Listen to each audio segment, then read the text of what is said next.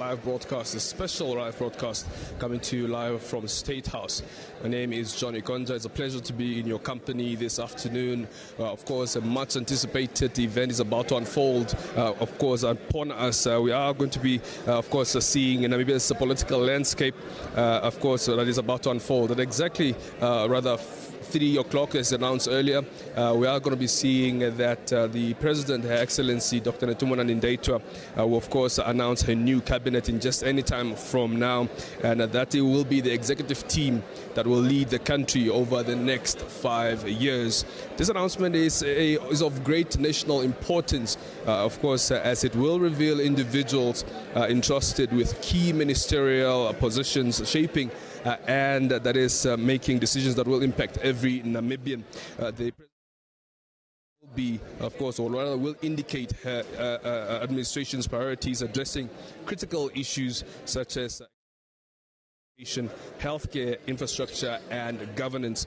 Namibians are eager to see whether the new cabinet will reflect continuity or rather significant change. The question is, will we see experienced ministers returning, to their portfolios, or will we see fresh faces that will be, brought in to drive the new reforms? Will there be a stronger focus on gender balance and youth representation, especially in new leadership? These are the questions that all Namibians, are waiting to see as this event unfolds. With me here this afternoon, I have the press secretary of State House at the presidency, Dr. Alfredo Hengari, to just help us unpack this event as it unfolds. Doctor, very good afternoon to you. Thank you so much for joining us. Good afternoon. It's a pleasure for me to be here with you. It's a definite pleasure.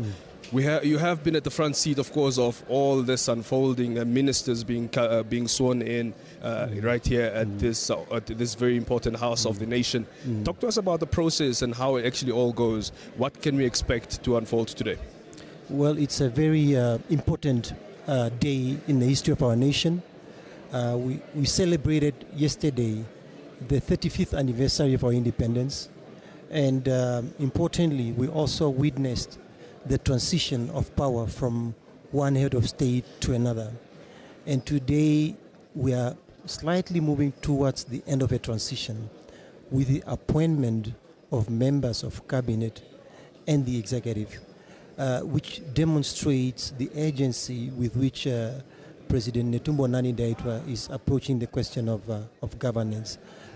So it's a very important afternoon in that sense, in as far as meeting the expectations of the Namibian people is concerned. Definitely. You spoke about service delivery, you spoke about some of the challenges that we're experiencing as a nation, and the cabinet and the executive is a critical component in terms of solving some of the challenges that we face as a nation. So the personnel, the individuals, the expertise that the president will deploy to this position is something that Namibians are waiting for. Definitely. Talk to us about the expectations that are, on the new members of parliament, especially, or the new members who are just sworn in earlier this week. What expectations are there? How high are they? And, what lies ahead in terms of the new era that, has just unfolded as we celebrated 35 years of independence, and also, having our first female president of the Republic of Namibia?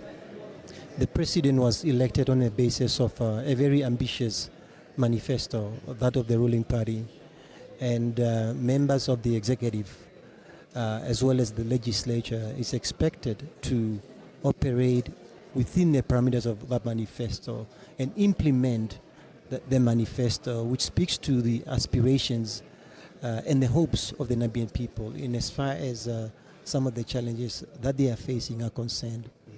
Very well. According to the program, as we are looking at it, we are looking to have His Lordship Chief Justice come forward to the podium and also call upon Vice President, Prime Minister, and the Deputy Prime Minister to come forward and take the oath. Talk to us about why it's important exactly to have these oppositions have been introduced first. For this entire program.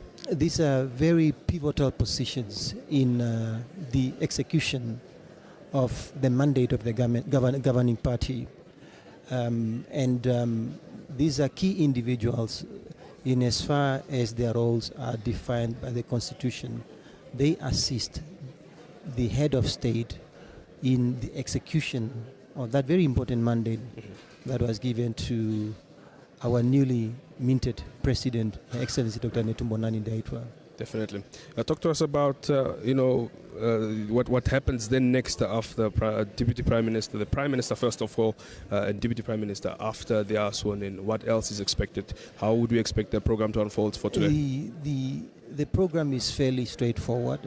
It's the announcement of the Vice President, the Prime Minister, and other members of Cabinet and the Executive, as I've mentioned before, and following which they are now duly appointed members of the Cabinet, and a lot of work lies ahead. And as you heard yesterday from the inaugural statement of the President, Her Excellency Dr. Netumbo Nandi-Ndaitwah, she expects nothing but hard work from her Cabinet, from the Executive, and the Namibian people at large in order to deal with the collective challenges that we face as a nation.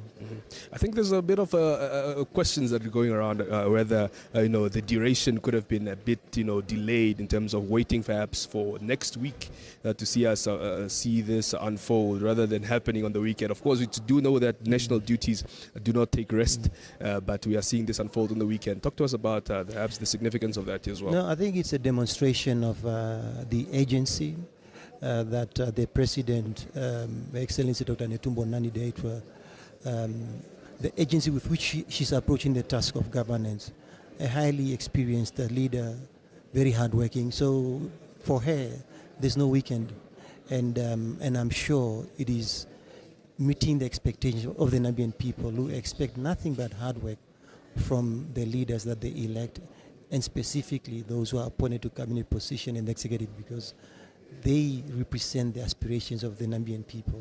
They have to make sure that the policies are implemented. So, irrespective of the day of the week, that's immaterial. The work must be done to serve the Namibian people. Definitely. Talk to us about, in your experience as press secretary, of course, having seen this moments such as this unfold before you so many times. What has been some of the challenges experienced, working with cabinet? Perhaps what does the way forward look like? For the newly sworn in cabinet ministers that will be, of course, shortly in. What has been the experience like from the challenges front, and what has been learned?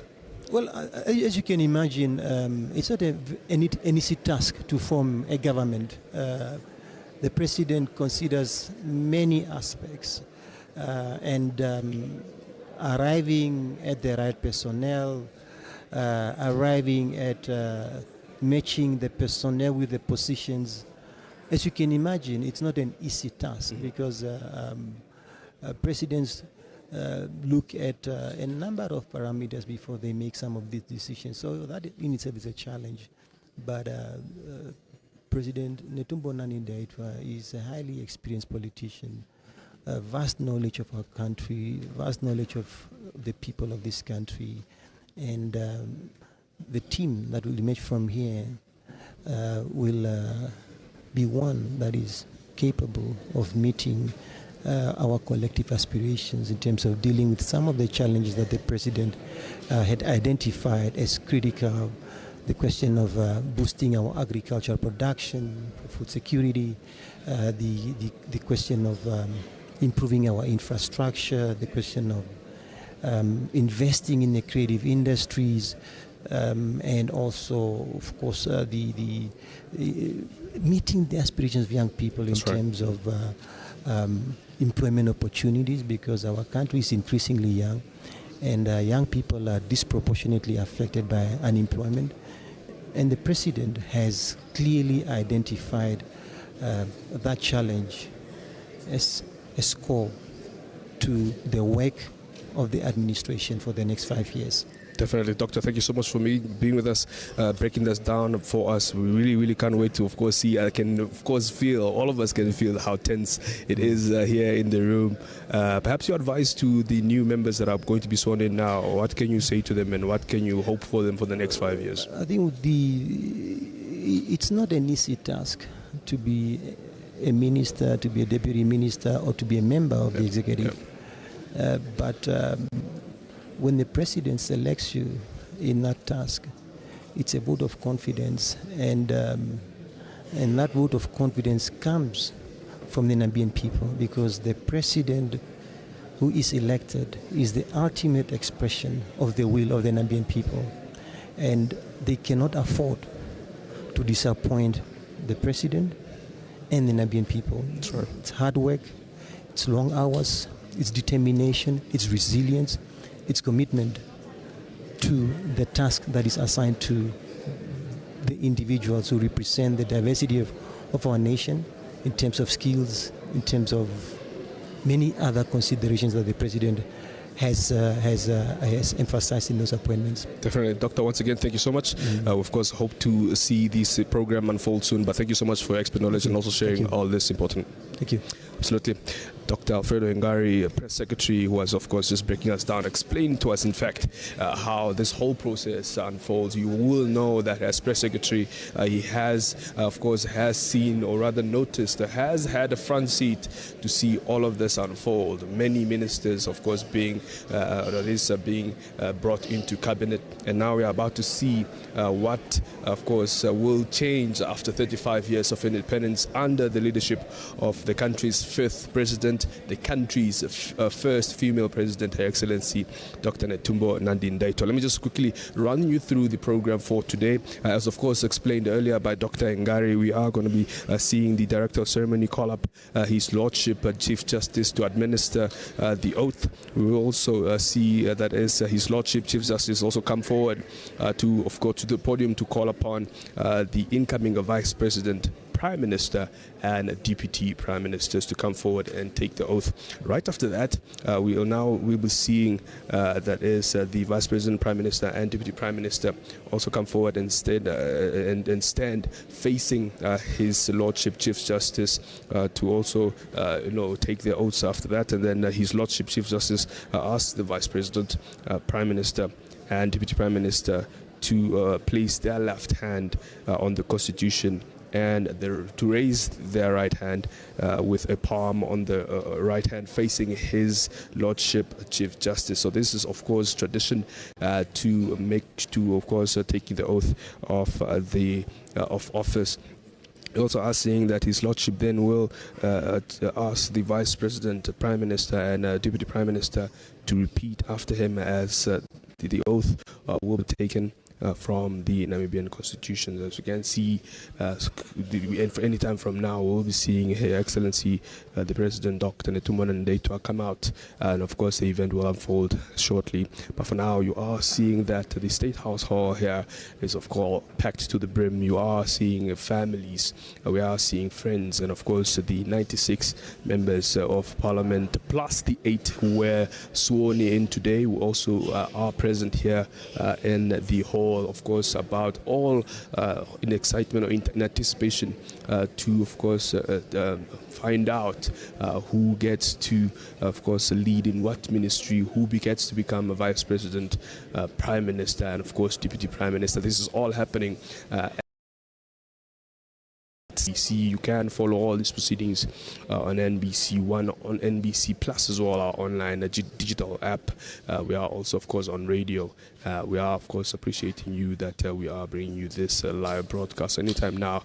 Like I mentioned earlier, the President will be walking out to come, and of course, then the event will kickstart shortly after that. I did leave you at the program, and after the Vice President, Vice President, Prime Minister, and Deputy Prime Minister return to their seats, His Lordship Chief Justice comes forward to the podium and, of course, call upon the ministers to come forward and also take their oath. Right after that, the expectation is that His Lordship Chief Justice asks the ministers to repeat after him and take the oath taken from the Namibian Constitutions, followed by the signing of the oath, and the ministers then return to their seats. The statement will be the statement by Her Excellency Dr. Netumbo Nandi-Ndaitwah, President of the Republic of Namibia, will then, of course, emerge right after that, right after the ministers have taken their oath, and then right after that, as a standard procedure, the AU anthem and the national anthem, of course, will take place, and then a group photo is taken, and that will bring us to the end of the ceremony. just to bring you up to speed with what has been happening earlier this week, from Thursday, the 20th of March 2025, 96 members of Parliament were sworn in earlier this week, and then right after that, the next day, 21st of March, was when history, of course, emerged. We have seen, of course, Namibia celebrate 35 years, just more than 3 decades. Namibia celebrating independence. We also have taken note on what is going to be the biggest important part of this event. Namibia's 5th president and Namibia's first female president, Her Excellency Dr. Netumbo Nandi-Ndaitwah, who also got inaugurated yesterday. We have seen dignitaries from different parts of the country or different parts of the world also make it here to come and celebrate Namibia's new milestone, a change in era that has, of course, happened here at State House yesterday. We also have seen dignitaries from other parts of the world. Unfortunately, not many members of the public were allowed to be here as the venue was changed yesterday, or rather the day before yesterday, to, of course, bring us this event due to the already heavy rains that were taking place. In a short while, we'll be bringing you this live broadcast. We're going to take a short break, coming to you live from broadcast. My name is Johnny Konja, and we are going to be bringing you this broadcast shortly. Stay tuned to NBC, as from any moment now, we will see a new cabinet and a new vice president, new prime minister, and a new deputy prime minister being sworn in. This is coming to you live on NBC. Do stay with us. We'll be right back.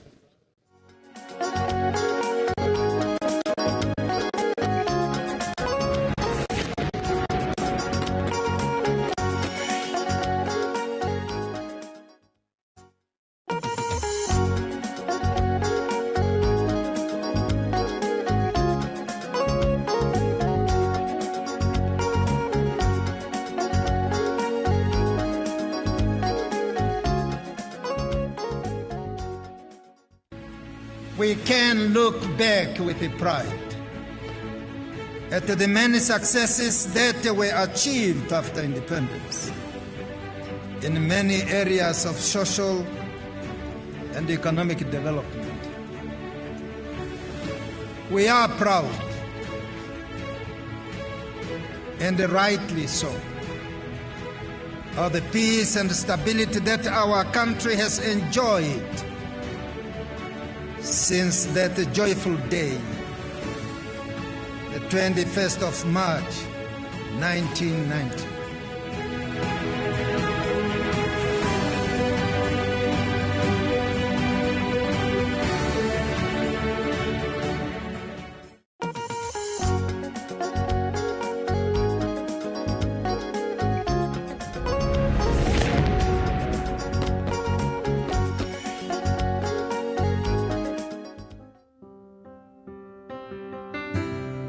As Namibia celebrates its 35th birthday, we are also proud to embrace a gift, a historic milestone with the election of Namibia's first female president. In light of this significant achievement, we took the opportunity to gather insights from several men on their feelings about having a female leader at the helm of our nation. I believe that our new elected president, Your Excellency Nandi-Ndaitwah, will lead and direct the country in the right path. And I really just hope that by God's grace that we see differences and changes in the country. I think it will be good for the country, and I mean, she's the first female president of Namibia, so she must have something to offer for us. This moment evokes a range of thoughts and emotions amongst men in the city. Many men may feel a sense of pride and admiration, recognizing the monumental achievement that her presidency represents for gender equality and women's empowerment. You know, as a man, we have a tendency to think that the women cannot do like things that they think that only men can do. So for me, it's also a nice idea or a good initiative, because we can also give to the power for the women so that they can show us how high their capacity to do things that we, like us men, think that all men only can do. as far as I see it, is like a mother to me. So maybe she can be a mother to the nation, and just to prove the people wrong according to their perspectives, you know. A lot of people have been saying that, no, she's a female and will be led by a female, but I believe she heard the words of the nations and other people, so I believe that changes will come, you know. Let's give it a try. A woman is a mother. As a household without a mother is like a kind of mess, We are in equal opportunities for the gender equality, what you say in the Constitution. But the woman, in anyhow, she must lead. Women can be leaders. They might reflect on the importance of diverse leadership and how her unique perspective can bring about positive change and innovation in governance. I think seeing how independent women are now, and especially in Namibia where there are so many female-led households, it's incredible that they are hitting through the glass ceiling and getting to the exco level as well. And I would say to every single girl and every single woman, please keep that dream alive and make sure you never ever give up your independence. If they are able to manage their household, a country is also a home. And that ultimately means that a woman is qualified enough to be able to manage a country, run a country, administer a country. I think it's an African thing where we value women. We've always valued women as an African man, though people tend to think that we don't. If you look at our history tells us that a woman has always been pivotal to a man's existence and to Africa as a whole. And you've seen what they have done, even through the liberation struggle, both for the African continent in specific, but also for Namibia in specific. Women have been central. They have engaged into bigger opportunities in terms of work and posts. So I will say the fact that they have transformed all these, the spirit that they had, until to where they are right now, I could say it's really brilliant, because you can see how strong they have made impact in our lives, and then the teaching that they have gave us, and then everything that they do to the nation. Ultimately, the recognition of Her Excellency Netumbo Nandi-Ndaitwah as the first female president symbolizes hope and progress, encouraging all citizens, regardless of gender, to work together towards a more equitable and just society. This momentous occasion is not just a celebration of her achievements, but a call for unity and collective growth for the entire nation. Namibia, happy 35th birthday, and it's a wonderful milestone.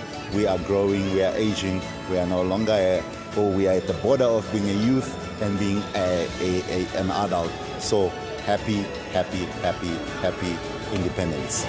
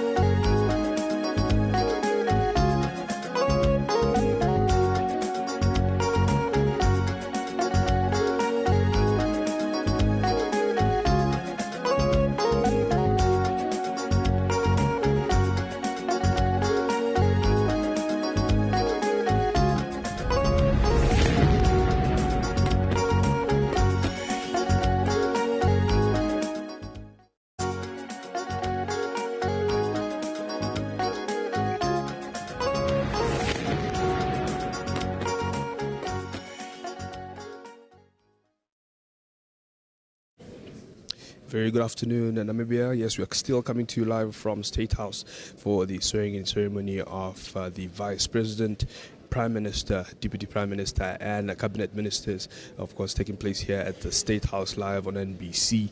And of course, in any time from now, we will see Her Excellency, the President of the Republic of Namibia, Dr. Netumbo Nandi-Ndaitwah, come out.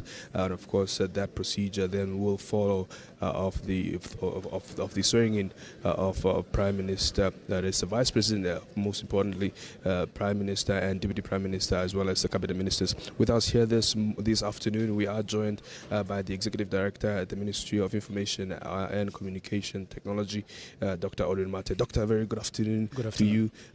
Just bring us briefly up to speed with what has been happening this week in terms of the agenda of the national events that we've had.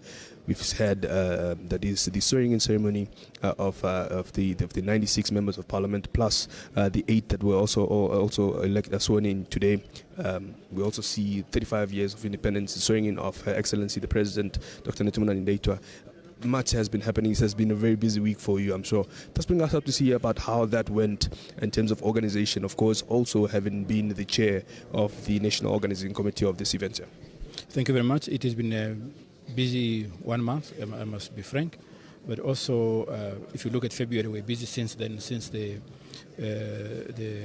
burial of we lost the founding president. Obviously, these independence celebrations are behind us now. Yep. From our perspective, it went very well. Obviously, we had some challenges with regards to the weather that we didn't have control over. Again, you have seen that this morning in the National Assembly, 8 nominees of the president were sworn in by the Chief Justice. Yeah. And after that, obviously now in a few minutes, we should see that ministers will be sworn in into cabinet, but also the Vice President, Prime Minister, and the Deputy Prime Minister. So that's where we are. Definitely.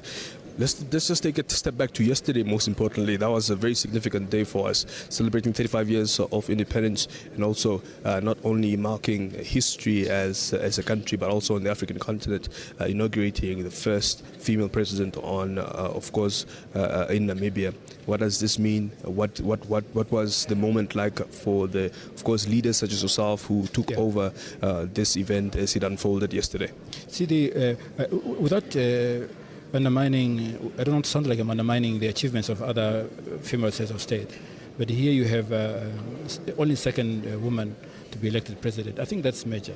I'm talking about the continent now. That's right. But even if you want to expand the night and look what else has happened across the globe, there are very, very few women who have been elected president. And I think for Namibia, 35 years after independence, I think that's a major achievement. There are other countries, I make reference to the United States, we've been independent for over 200. They've not managed to elect a woman, but we have. What does that tell us the world? It means that Namibia is on the right trajectory where we don't measure performance capability based on gender. This is really major for us as Namibians. That is why you have seen so many heads of state came yesterday, former heads of state, and everybody else came to Ventura. And this doesn't happen every day that you get to elect a female president. It means that Namibians, firstly, they have confidence in having a woman as a president. They've done so, they've spoken through the ballot last year. And now it has been affirmed yesterday when the president was sworn in. Yeah, absolutely. And you're speaking of the dignitaries that we, of course, had yesterday. Just talk to us about the support that Namibia actually, gets now, also having continuing to, of course, develop, and with the new developments that we are now seeing. The dignitaries in support of the first female president that has now been sworn in yesterday, not only from the SADC, or rather the African continent, but also the international globe as well. What does that say about us as a country and the reflection that we give back to the international community? We have succeeded to maintain a stable democracy. I don't know, we were old enough for 1990. There were always these things to say Namibia is going to collapse after a year. Yeah. Here we are standing, having elected a female president yesterday, but the successive transition of leadership to the next president has gone in very smoothly. We have done so every 5 years. There's election. Obviously, people will complain about this not being there, but in the end of the day, the courts adjudicate on that. Then we accept the outcome, and this is how we've lived for the last 35 years. And I hope that this sends a strong message to other countries globally to look at what Namibia has done. We live in a very peaceful country. And I think this has not come by accident, because government has respected all the rights and freedoms that should be enjoyed by citizens. The media, we are consistently ranked at the top. That tells us something else. The governance index, Namibia is rated always in the top 5. At the worst case scenario, top 10. But largely, we've been in the top 10, top 5.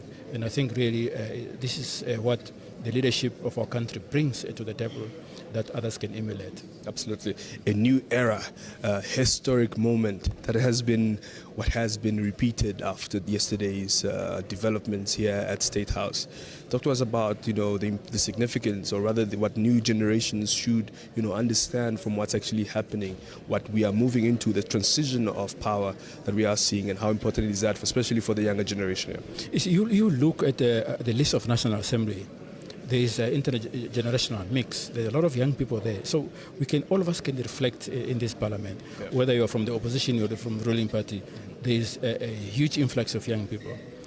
What that means is that at any given moment, there's always renewal of leadership for the country, that their leaders, young people, are being prepared to take over eventually some of these key positions. And I think for us, we have to be happy about that. You've seen in countries where presidents literally, they have to be pushed out by their own people. But we do so almost voluntarily following the Constitution. And again, it's for us as young people to follow through that, not to be in a hurry, but really to ensure that we become meaningful in terms of what does the country want from us. And if we can define that within the scope of the limitations of our democracy, then we can score even better gains.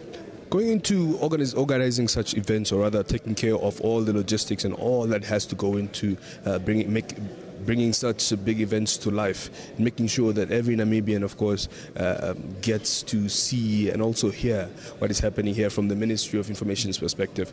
What has been learned in terms of what we can do better, or rather the success stories you can tell of how what has made this event work very well as they did, to of course make sure that Namibians do see what exactly is unfolding and how the transitional power is also unfolding, of course, from all corners of the country and also the world.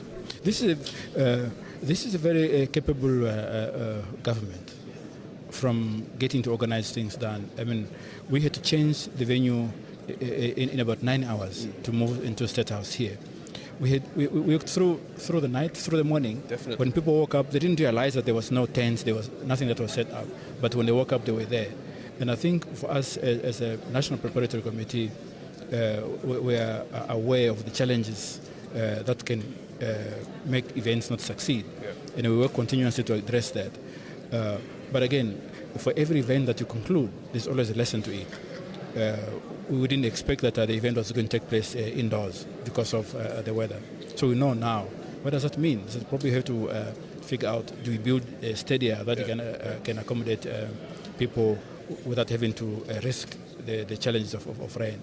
So I think we can, there are many lessons to be learned from there. Definitely. And as the Ministry of Information, is of course very crucial to also see the reviews from not only the public but everyone else who's watching us, and also seeing how this is unfolding. What has been some of the responses you've seen so far from members of the public, and how they actually accepted the way these events has unfolded? I mean, we engage with the community all the time. And the success of this, the beauty of this is that we get feedback instantly from the people. They will say there's no sound. You guys are doing an excellent job. They will say there's no sound here. But, like this morning, we had challenges in Parliament. People will blame the NBC for that. It wasn't the fault of the NBC. So, but when we're inside, we are aware of what goes in and out. Sometimes we have to make a decision. Do you have to respond to everything that is raised, or do you really respond to policy issues? But again, it's for us, it's our chance to showcase the Namibians how much information we can provide in a given time. And we've done so where right now we communicate on a daily basis, sometimes even weekends. Yeah. Today's a weekend. Definitely. But we are out there communicating, because government doesn't stop because it's a holiday or because it's a Sunday, people are at church. There is always a way in which government functions, that many people will get to appreciate that once you're inside of it. Definitely, and I think also misinformation we have also seen a rise in that, especially for the past few days. Misinformation being spread about the venue, being shared about the people that are suspected, and also where people can get the important information from. Perhaps just give us an address, what has been happening lately in terms of the misinformation we've seen being leaked also on platforms such as social media. Yeah. It's unfortunate that information leaks. Sometimes it's people that just think they know what is happening inside, then they create all of this fake information. But I have to say that the Namibian media, whether you're in the public or the private sector, they have worked very well to ensure that we communicate information out there. Even colleagues from the private media, whether it's the Namibian, Republican, whoever, they phone me if they are unclear about what it is that we've said. This is how we manage to limit the distortion of information that goes out. And I think we have to work even better going forward, because some people who rejoice when they try to confuse people, like the list of candidates, ministers that are going to be sworn in. We don't know that until the president announces it. I don't know who is on the list. I don't know who the vice president is. I don't know who the minister of information is. If there's going to be minister of information, I don't know all of that. So we're going to find out now in a few minutes once the president is ready to announce that. Lastly, Doc, if we have to put office aside, as Namibians, as a Namibian yourself, how proud are you of us and of how far we've come, as far as 35 years of independence? What can you say has been the proudest moment for you as a Namibian, seeing all of this unfold, not only seeing it unfold, but also being part of this unfolding, and also having had a footprint on all of this as the country moves forward? What pleases me is the fact that we have evolved from a developmental perspective. Where I come from, you needed a permit to leave the region to get into the other parts of the country. That fell away almost instantly. And I think there's a magic one that starts Namibia in 1990, including the respect of rule of law. Obviously, we get people break the law, but it's not on a scale such that Interpol is on our back. The respect of press freedom, as I've said, association, assembly, people gather here at any given moment, they demonstrate, and I think that's beautiful for me. Definitely. Education, we couldn't do the things, the subjects that you wanted to do because there were limitations in terms of people of my color would do. I can study anything that I want to do now. All of those things. We can complain about what has been done. Maybe not to say that nothing has been done. I think that's a distinction that I make. Definitely. Doctor, it's always a pleasure to talk to you. Of course, we're anticipating this moment to unfold just anytime soon. But thank you so much. In fact, Doctor, congratulations to you for a job well done. And, of course, making sure that this has happened the way it was planned. And it have, of course, impacted a lot of Namibians in the country. So thank you so much. Thank you. Job well done. Thank you so much. Definitely. Dr. Audrey Mate, the Executive Director at the Ministry of Information and Communication Technology, was just sharing, of course, the reflection of the past week, what has been unfolding. Of course, Doctor and the team of the National Organizing Committee has made it possible to make sure that these events, of course, were planned the way they are. If any changes were made, of course, as we see in terms of venue, for the Independence Day celebrations, we have seen how these events unfold, and the team under the leadership of Dr. George Simata and Dr. Audrey Mate have made it possible that these events, of course, take place. Now, we're still coming to you live from State House, where we are seeing, as promised earlier, this event was supposed to kickstart as early as 3 o'clock this afternoon, but of course, due to delays that we are not so privy of, we are hoping to see from any time from now the President and the Chief Justice enter the State House Hall and, of course, give us what we can expect to be the swearing in of the Vice President, Prime Minister and Deputy Prime Minister of the Republic of Namibia. We are still going to be bringing you this event live. Do not go away, do not move an inch. You don't want to miss what, of course, is going to be a very crucial time for us as an important, as a country, to, of course, see what the President is going to be announcing. Following a series of historical events just yesterday, as we were discussing in our conversation, 35 years of independence has been celebrated, but the most important one, or rather what's most, most intriguing, or rather most important, is the country having inaugurated its 5th president and the first female president of the Republic of Namibia.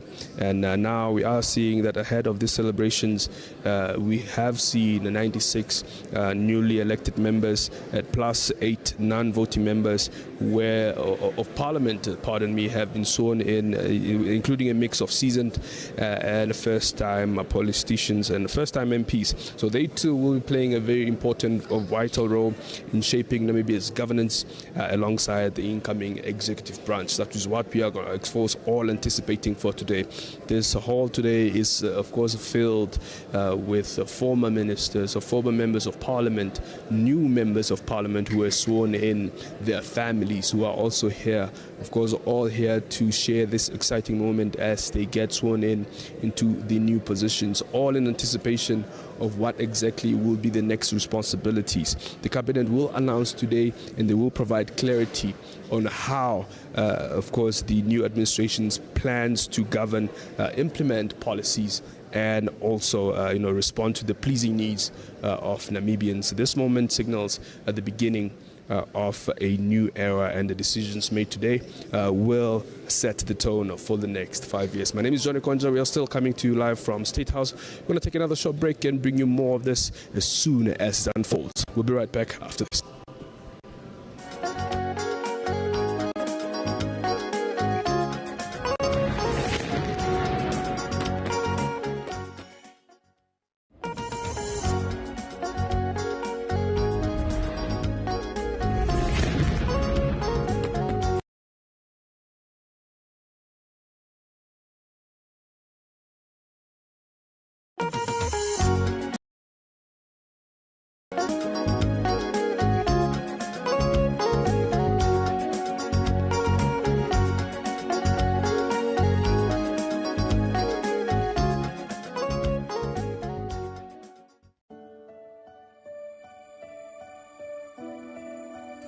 My name is Comrade Taimileka.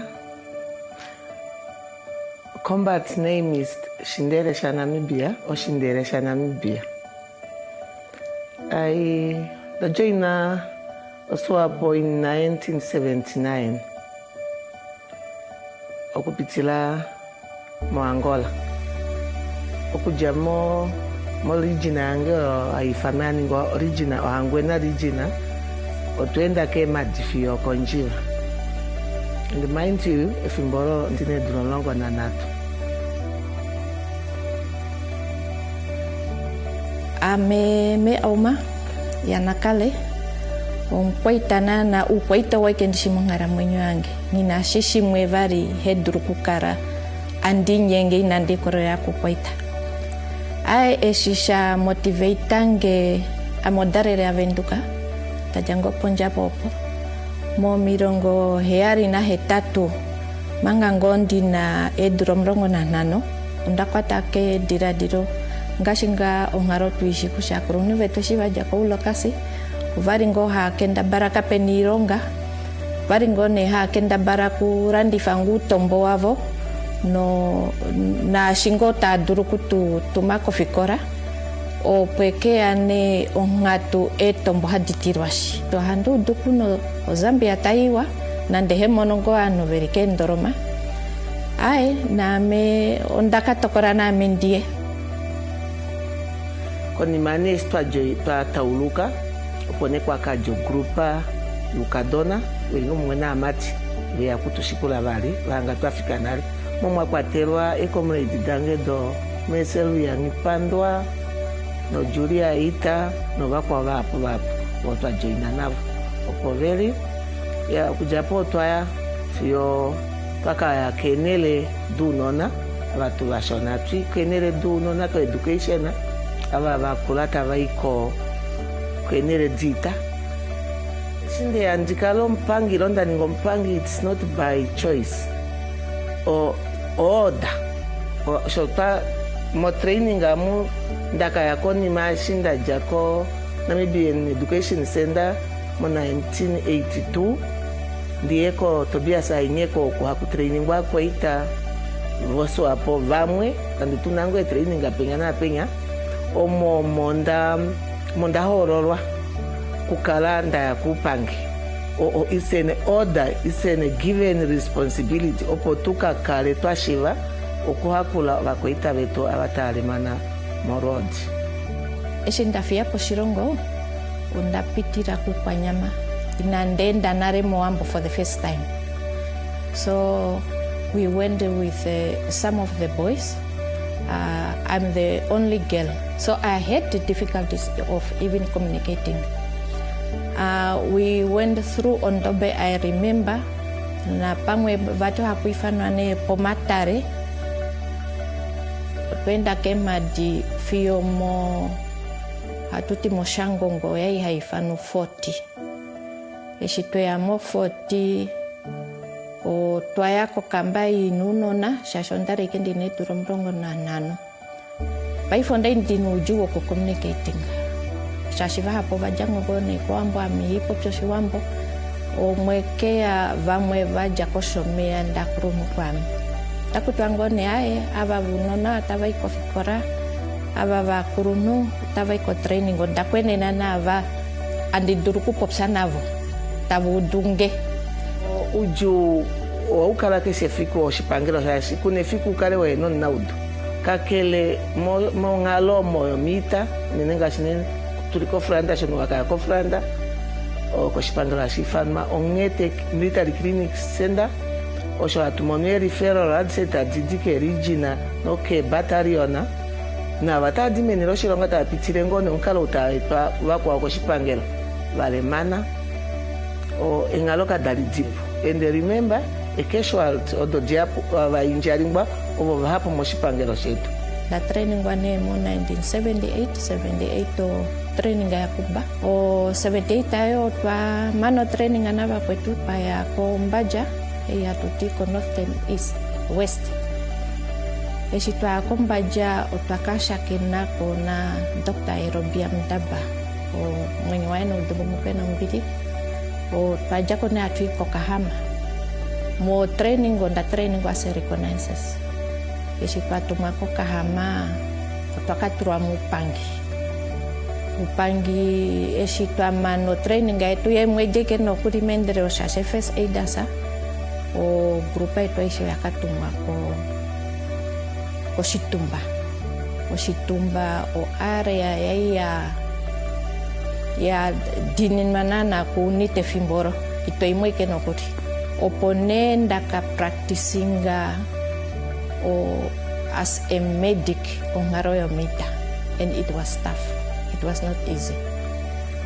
O apaita vava tumako o hamtumako ne openo reconnaissance openo engineering ngengo tashipumbukuterwa fari pone mo training go pajamo no anaka dono mo ingiseration ushona atutine ngweje genge ne tavaine ku moshitumbamo amuhandi turamo grupa reconnaissance shasho on that training.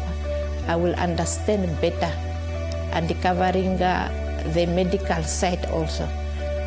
Kwetu ohatwinai yeta training kwanai shasho kwa training go engineering ukusha ohatwine mo grupa as engineering and the reconnaissance and double as medical first aiders. Omo to dulungengo pamono kucha kompinga inyokuyadi o vana udu vahapu otandru muifane ko vali mwemo kwa fele ava lelioku nenenga chikwe pomafimbo iponokela e offensive popuna neno kuli ngatu dimwepo vamwe handruka la mwakenda bara mupewe utumwe utwale onna uduko kipangelo komesho atutwala ko vana udu vetu no ne ambulance detu odona tango shuri mo ambulance ulimo riska waterela utopero boma ukahuhwa ekutela tunatondi utajo kunyerimeni la Angola ano paka Japone poshitumba peshimangurura poita vaswa po manguro shitumba o twakaya ko ngete ano ongete vahapo muto hamudu ongete umititiri poda kura dinom dire tafadapata omone hatuturu pangero wetu no shashi tu kareke pomiti detu diri mutarara ya dafa diri mo fridge anongeto pa tuendangone hatutembukangone ne dinaro kusongete ongeto ne hawetero akweto anaudu manga inavaya no korubango omonet pa shakinane no ferende angomu pa karangone aturongone pamwe mongeto pakayane komongwa na tango yaringo beisa okone kwa kakara ihunu nene o kwa takwa especially ne dira gengo vadenge ne dira oksho have ke ya pedo o ire o efimbori mo have ane ngambe unene ngashi a Israel, they were also part of it. Tashti ita oyari jungengo watarake duradi turi wachonjato yoeyo miti wachikuriwe wachonche boyoe otokumbatano mnaudu tengengo wataruru tuwetu hapa wai ufike hapo to itufika pangashi turipo paifengaha ngashimeta imokare iko kaimakare kare otwari tuvashonare rande otfindinika no kudako shashokune komisariat andi mruko shikanda imoto yana na comrade wange Germany ya Namibia is late now mwenye wana uturumukwe otoya tuno no dueto eno manjaja elimo awamo da to koshono mo me omongwa de atwa shunamo tukenda bale tufikie ko shipanga joko rubango bati mokati munyako njila ongaloka ireke nao no mifudo katudiwete vali ondalo mbwererwe ilonda udile hepuno no talipopo wakendo kotora dovarwasha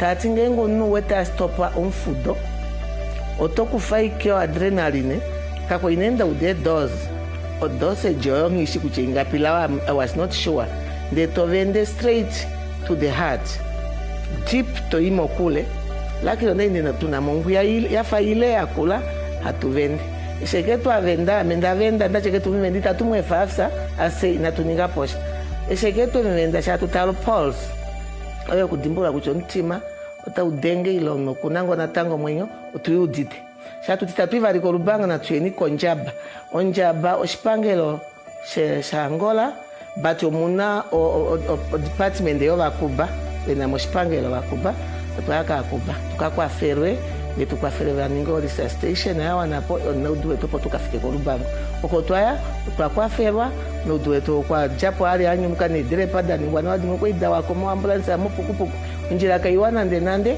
tukafika ko rubango no duwe to atumfeko atushuna ko franda koni maye dura diri ne ndaja ko franda ndakasha keneka onkoita nkweto Andreas edinalo mito shimbungu fani tandi dimburu kwa ntito Andreas eshine pakara turongone mushipangeromo o ondiri proud ukarompangi uneno mpangi wo nkweita shashi na uduvetu no hova kwaito vari vapo ihatu kufefimbo hokomandeke kusha omichededi fika mawikoshi ire fika maudi. It was also easy for us to treat soldiers utashi penge engono shikucha utarongo shironga sha tweshiwani fapo ono udunawa okukala ashakene kompangi wayo enkupifa udite kucho kwenkupifa kukupifa shiria have but hashove walipo udite kucha enkupifa na maandika nda pandula nutapo pinge kucha kwali mpangi waito ilo mpangi wango kwa kulango kwa kunongende ilo kwa maisha oyo oteitupe oetupa tukale tudite na wavamwe mongala mwe ndu udite ndalonga oshilonga shafimana ndakwa fela bakoita moita ndoko veri veno mwenyo we udito mbili nayo peta moshilongomo kwa twakatunga twakamono mito kuya coffee kora just for the time being for 4 years twakatuma ko Libya pajake akurukadia ike pajake franda diri no diri ano otweki hanga nunyasha weto o ngaro ya kunya itatwiduru shashi ikurio ino ndungu oteo ino suka wo havari une nomboro toike o ikwa fifo yo mkainu kaipo shashi o traditional washo teiti o communication na o shara baike o Libia o shara baike tashti o twaka mona o ngatutu aturiri tuharakushuna kumbu twete no hone atumoni kuna shashi so twajeke mufuka ano president de na uyoma kwekea special like ko conditional wakacha nge muri o tamkwe na mara kumbo renyo openina na kikwa kumwaja oko kumboreni fika menino kuri ndeta mwirongo tankaru iro shirongo shenikwi nyemuka karene muri kumbo kumhara inamja kumbo mwajeke ko shiyomti hako kumbo oshirongo eso shamangururwa muju kasharishipu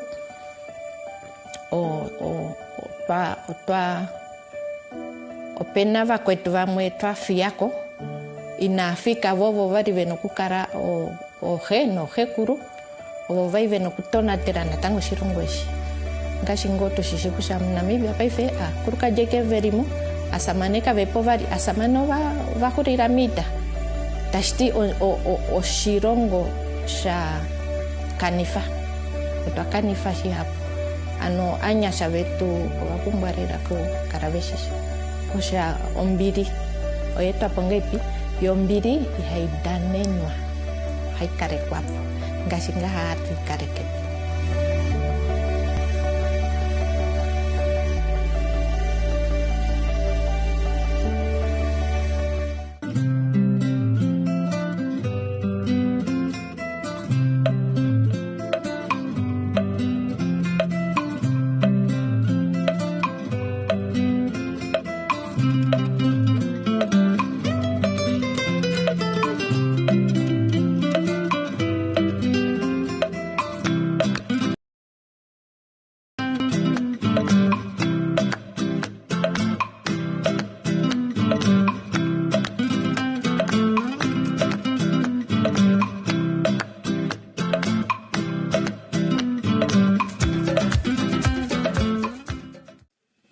No greater guarantor of human dignity than independence.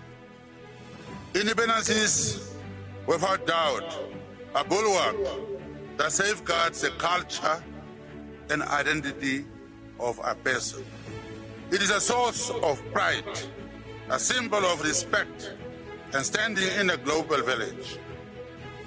Indeed, independence is more valuable than wealth and prosperity, because in its absence, no one can dare to dream.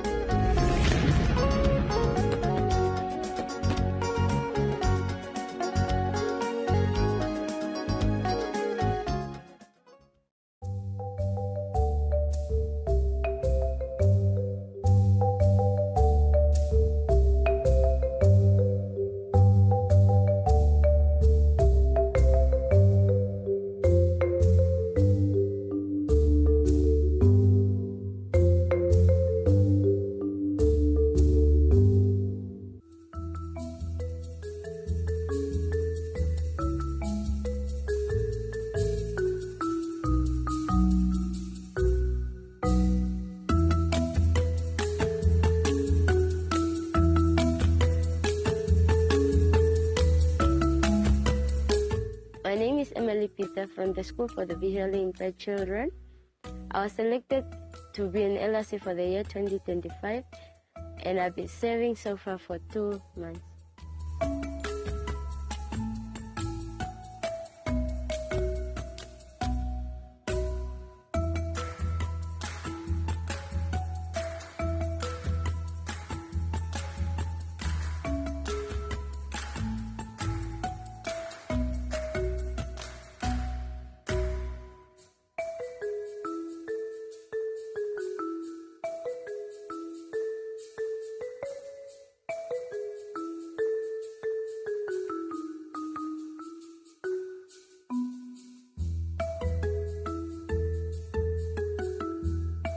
I got selected because of my symbols in the report, and it was because our class was also little.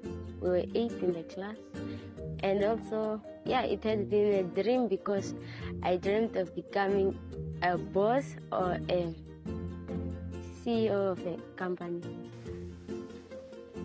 Hi guys. Hi.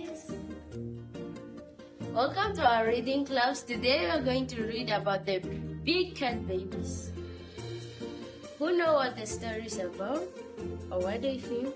Yes, Lavisha? I think about animals. Okay. What kind of animals? Yes, Tasmane. Maybe lions. I think it's about cats. Okay, cats. What type of cats do you think they are? Lions. Lions, yes. I think it's cheetah. Okay, let's start. In Africa, there are wild places where big cats live.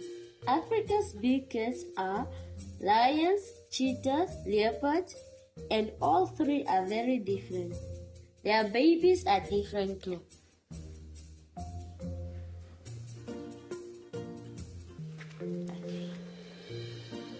What's a group of lions called? Yes, Iria? Okay. And what are the baby lions called? Yes, Lavisha? Called cubs. Okay. And what's a female lion called? Yes, Tasmin? Lioness. To my own understanding, leadership is the ability of an individual or a group of people to guide or help people. Where do leopards hide? Yes? In the world. But what do the leopards like doing at night? Yes? They like hunting. Okay. What parts of us hunt like leopards at night? Yes? Cats. Okay. So far in my role of being an LRC, I have learned that I have to be selfless and have to take my team's best interest at heart. The mother cheetah hides her cubs in the grass until they can run. Cheetahs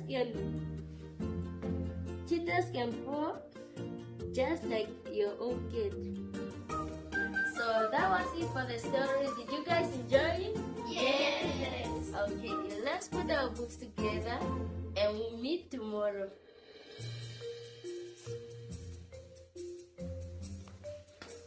Okay.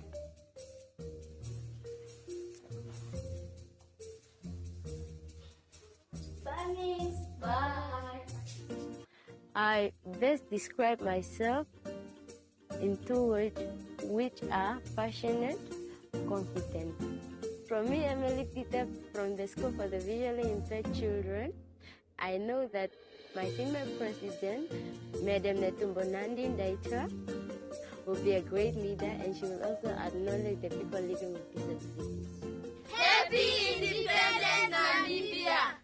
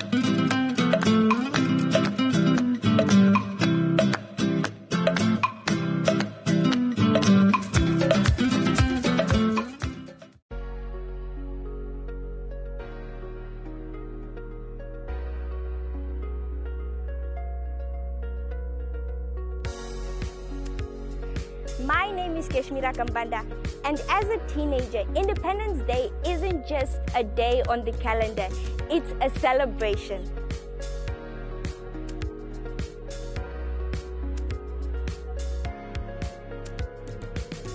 When I was younger, it felt like a history lesson, but now it sets as a reminder that freedom is an ongoing journey. To me, real independence means breaking barriers and making sure everybody has a fair shot, regardless of gender, race, or background.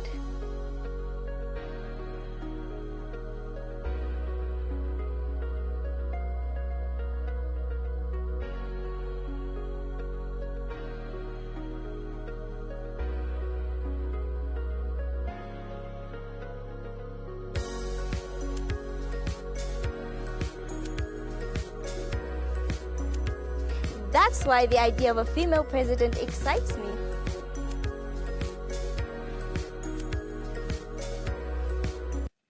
How we acquire it, it did not come by itself.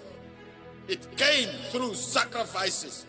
It came through crossing the rivers of blood. And therefore, when we celebrate, we know what we are celebrating. It's something that cost us much. Is something that brought us to the point that we can take our own decisions without anyone else from other countries telling us what to do and what not to do. That is worth celebrating.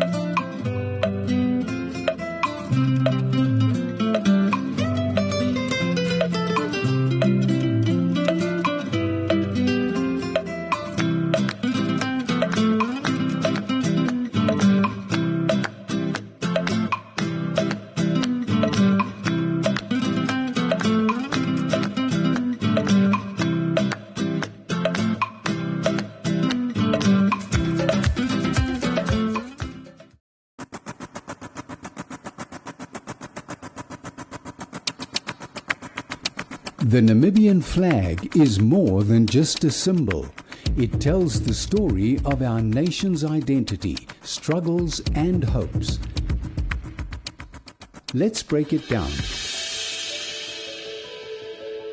Our flag consists of 5 distinct elements: blue, red, green, white, and a golden sun. But what do these colors represent? Blue symbolizes the Namibian sky and the Atlantic Ocean that hugs our coast. It also represents rain, something so important for our land and people. The blood that waters our freedom. Red stands for the people of Namibia. Their courage, determination, and the sacrifices made for independence.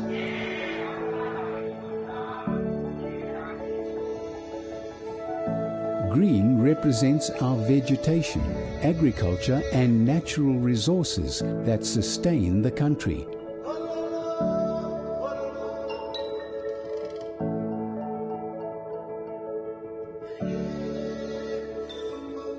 White symbolizes peace and unity, reminding us to stay together as one nation.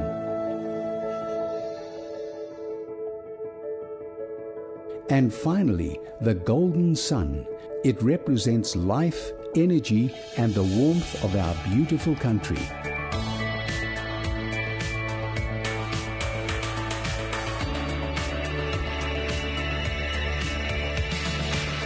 So next time you see the Namibian flag, remember, it's not just a flag, it's a story of resilience, growth, and unity.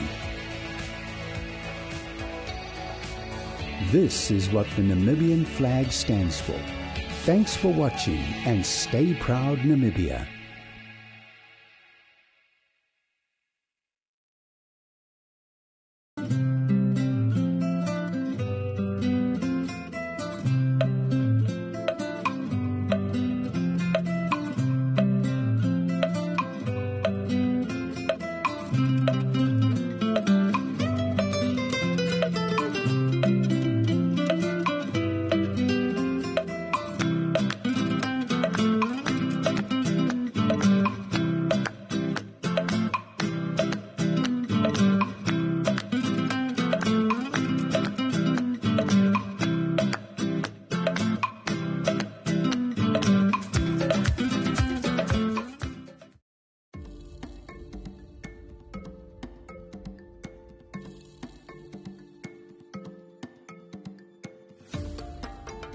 March 21st, 1990, a day that changed the course of Namibian history forever. But where were you when our nation finally became free?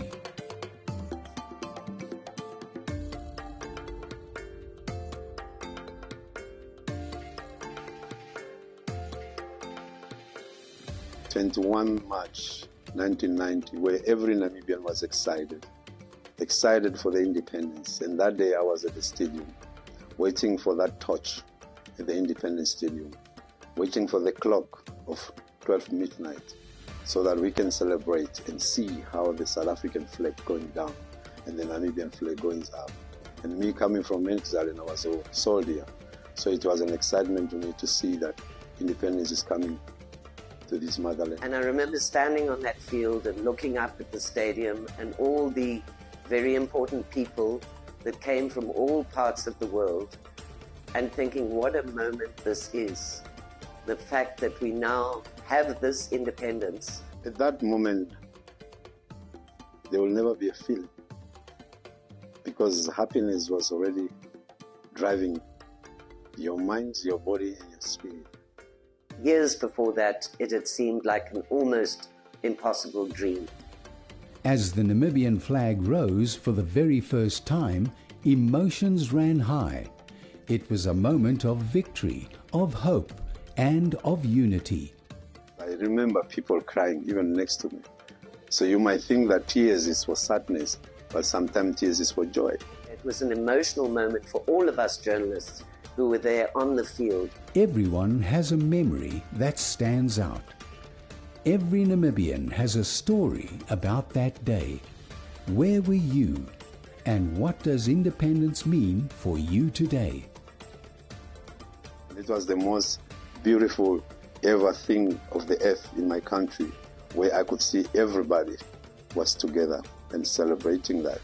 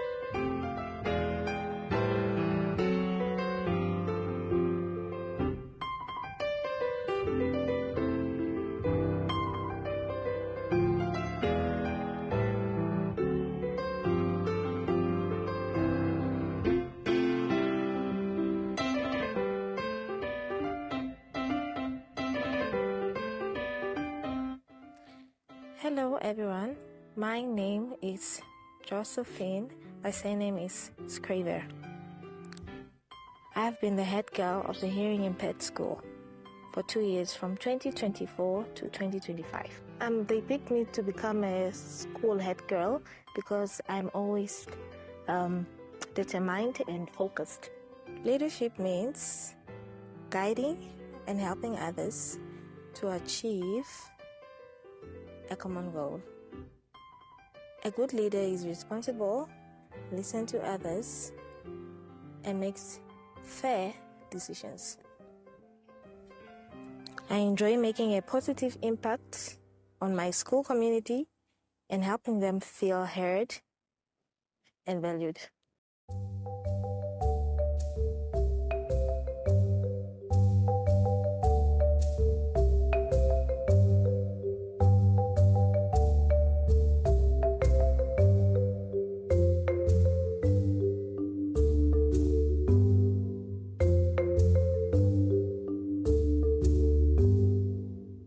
today we are going to sing the national anthem.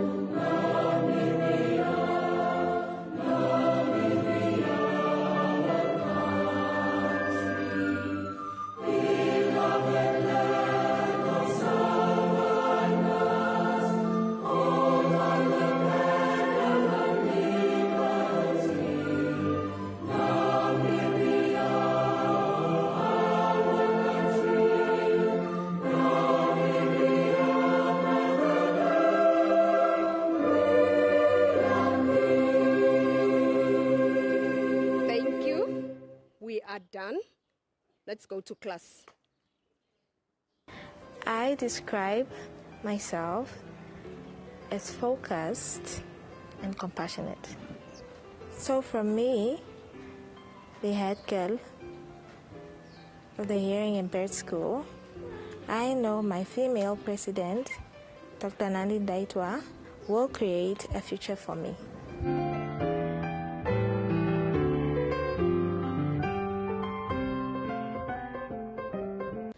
My countrymen and women, all of us have hopes and aspirations, and we deserve a climate within which these hopes and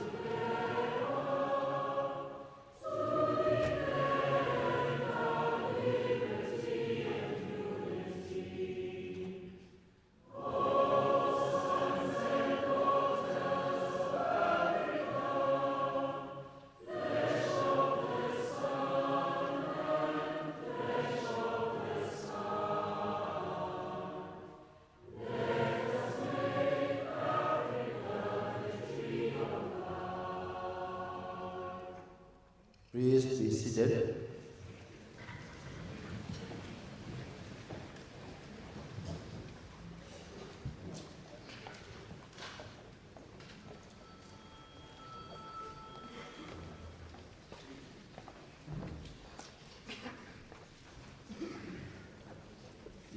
Excellency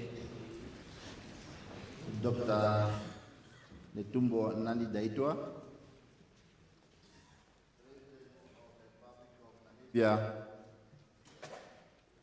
and Lieutenant General retired Ndaitwah, first gentleman or spouse, we still have to find the correct definition.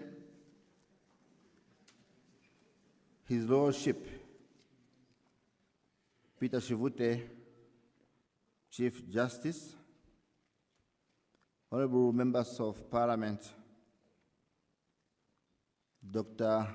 George Smata, Secretary to Cabinet,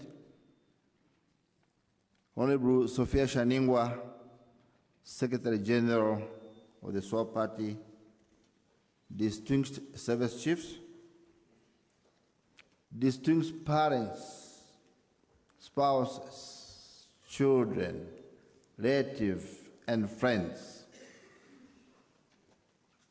members of media, ladies and gentlemen, it's not yet good evening. My name is Leonard Nangoli Pumbu, just in case, and I will be the director of this very, very, very important event. I am therefore delighted to welcome you all at State House this late afternoon. My sincere apology, we are starting the program a little bit late. This is because of the circumstances beyond our control, and I want to believe that you have that understanding. Yesterday, we were here, maybe not all of us, but some of us, some of the comrades here were here to witness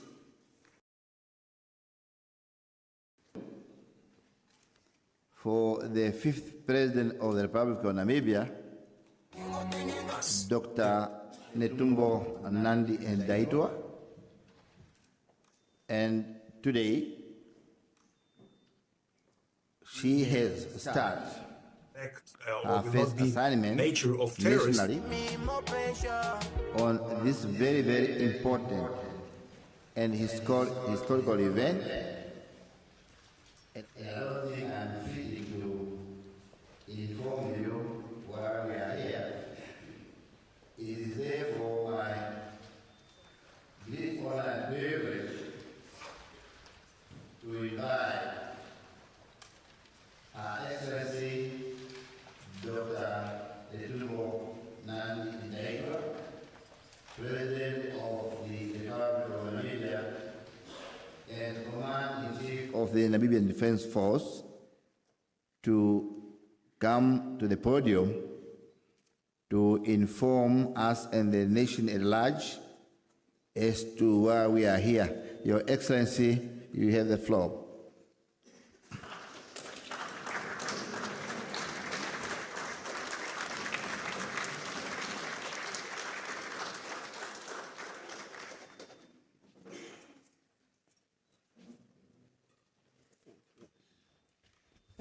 Please be seated.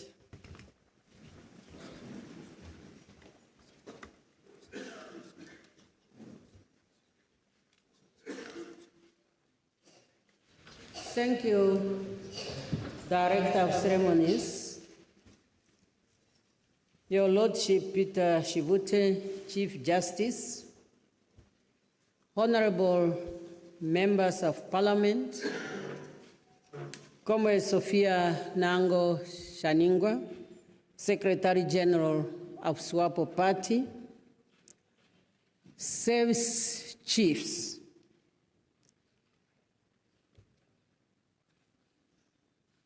invited guests to State House. All of you are my guests every time you are here. Distinguished members of the family, fellow Namibians, ladies and gentlemen, I should not forget General Ndaitwah, our first gentleman, you are recognized.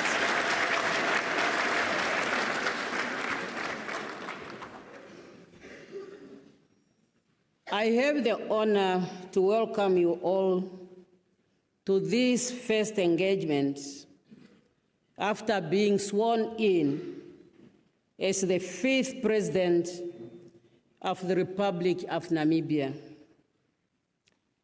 As I have indicated last year, after the presidential election, the people of Namibia gave me and SWAPO Party an overwhelming mandate to govern our country for the next 5 years. The Namibian citizens voted for us. They have demonstrated their confidence in the promises that we have made in our election manifesto, which is based on the clear principle, namely, and I quote, unity in diversity, natural resources benefication, and youth empowerment for sustainable development. In order to realize our goals, we have developed the implementation plan, which will be the blueprint of the new government. The implementation plan is clearly focusing on economic growth and job creation through economic diversification, while at the same time prioritizing human capital investment through education and youth employment. Therefore, as elected leaders, we have an immense responsibility to ensure that we consolidate our democracy, peace, stability, and good governance in our country, as well as to speed up the delivery of quality service to the Namibian people. Moreover, our government is tasked to enhance food security in the country, improve the health of our people, deliver affordable housing, quality education, and create job opportunities for thousands of unemployed Namibians. Equally, we have to implement targeted intervention in the priority sectors of agriculture, mining, tourism, sports, creative industry, among others, to speed up the socio-economic development of our country. Fellow Namibians, in accordance with Article 32, 3G of the Namibian Constitution, and guided by the election manifesto, implementation of SWAPO Party, I have decided to abolish, establish some, and make several alignments in various government offices, ministries, and agencies in order to eradicate duplications, cutting on expenditures, and to ensure a smooth and effective implementation of our developmental programs, and also to ensure that we manage both the government and parliament, as our people have again gave us a majority in our National Assembly. I have therefore made some ministries and transferred some mandate to the ministries where we can maximize outcome. The trade mandate has been transferred to the Ministry of International Relations and Cooperation to ensure coordinated synergy in the implementation of our economic diplomacy, while at the same time promoting Namibia in the international community as being part and parcel of the international community, and we have an obligation to both regional and continental economic integration and enhanced opportunity offered by the African Continental Free Trade Area, as well as the World Trade Organization. Social grants will fall under the Ministry of Finance, and public enterprises, these entities will go back to their ministries. This is to improve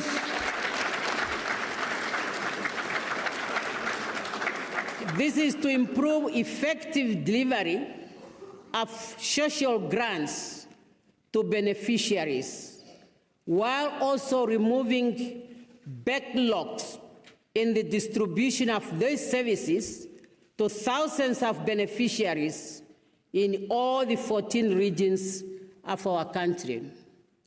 I recall during COVID, the Minister of Finance has managed smoothly the government intervention when so many citizens across the country were given the 700 Namibian dollars.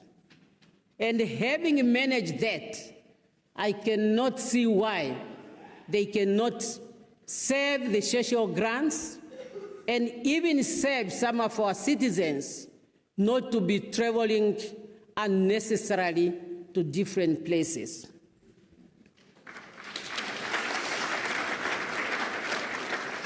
Fishery and marine resources have been transferred to the Ministry of Agriculture, Water and Land Reform to improve the management and sustainable development of our fisheries and aquatic resources for the benefit of our national economy.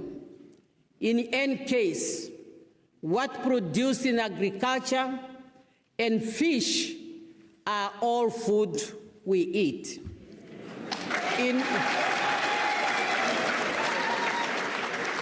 The fish, they live in the water, and we need water for agriculture. Land, we also need land for aquaculture, and we need land for other food production. So I really feel that these sectors, they can work together on condition they are properly managed. Higher education and innovation will be placed under the Ministry of Education. Sports, art and culture to enhance effective coordination and improvement of our educational system. We have been experiencing that when this hand is planning, the other hand is planning differently. As a result, they have not been talking to one another. So let them be hosted in one office, planned on the same table, so that you will not have UNAM saying, I don't want to take up this one, I can only take up this one, while this one has planned to produce them. Industrialization will migrate to the Ministry of Mines and Energy, which is responsible for the management of the country's minor resources in order to ensure effective implementation of all our natural resources and our industry. First of all, it's no longer going to be called industrialization, but industry, so that this ministry should take care of the Namibian private sector, the Namibian industries, and to ensure to it that the registration of businesses are efficiently managed.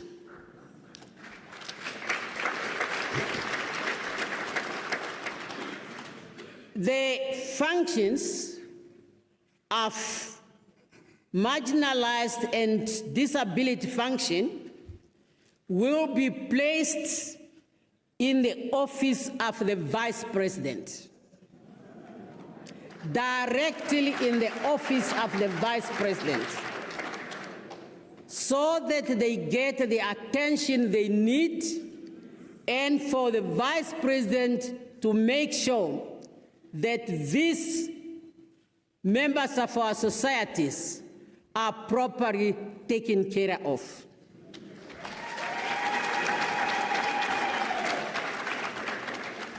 Poverty eradication is a cross-cutting function. There is no ministry that you cannot plan to eradicate poverty in our country. Therefore, all government offices, ministries, and agencies will be required to put in place programs that aimed at eradicating poverty and speed up socio-economic development. Labor relations will be transferred to the Ministry of Justice to ensure effective coordination in labor-related matters. That means this is the ministry that has to implement the labor law. And all the disputes that could be there, at least they will be handled properly, as well as to ensure the implementation of any other laws that are related. The government of the Republic of Namibia has valuable immovable properties and assets in all 14 regions of our country, and some in the capitals of the world. Some of our missions, the properties are the properties of the state of Namibia. Therefore, a new public entity, which will be a holding for all government immovable assets, will be established to deal with this and to make sure that government properties are taken care of.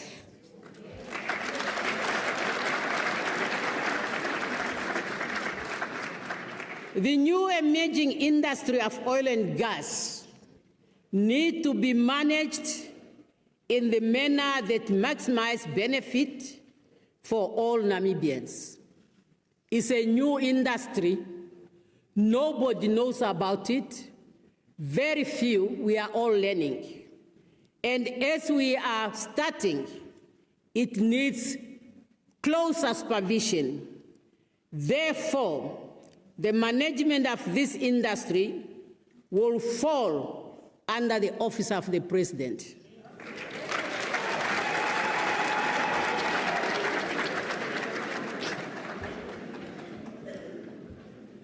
Yes, you give the President the power,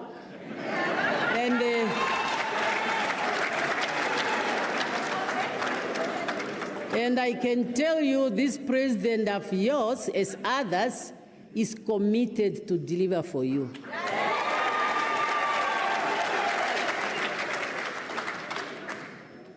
In view of the said alignment and reorganization of government offices, ministry agencies, the executive will consist as follows: the President, the Vice President, Prime Minister, Deputy Prime Minister, Minister of Defense and Veteran Affairs, Ministry of Home Affairs, Immigration, Safety and Security, Ministry of International Relations and Trade, Ministry of Finance,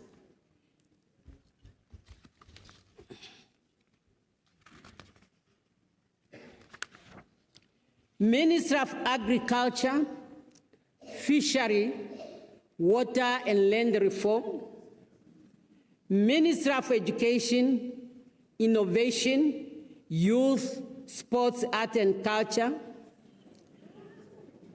Ministry of Health and Social Services, Ministry of Industry, Mines and Energy, Ministry of Environment and Tourism, Ministry of Information and Communication Technology, Ministry of Gender Equality and Child Welfare, Ministry of Works and Transport, Ministry of Urban and Rural Development, Ministry of Justice and Labor Relations, Attorney General, National Planning Commission, and NCIS.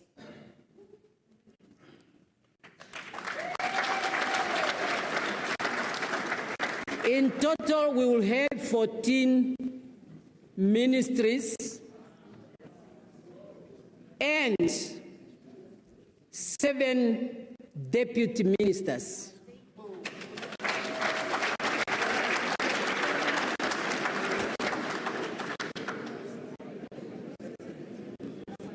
And I must say, in identifying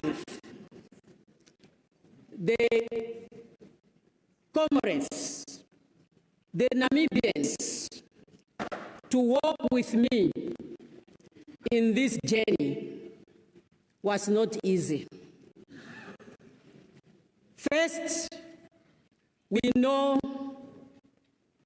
our performance in the elections. We reduced our number as a party, and we need to manage both the parliament and the government. Second, Namibia has a number of committed Namibians, qualified and ready to work. And for you now to choose from this is not easy. But I want to tell you and to assure you, the team that I have chosen, I have no doubt that we will deliver what you have mandated us to do as the people of this country. You must assist me to give this team a chance to do their work. What is important is not who is there for me, and it should not be who is there for you. For you, you should wait the service to be delivered. Then you start to talk.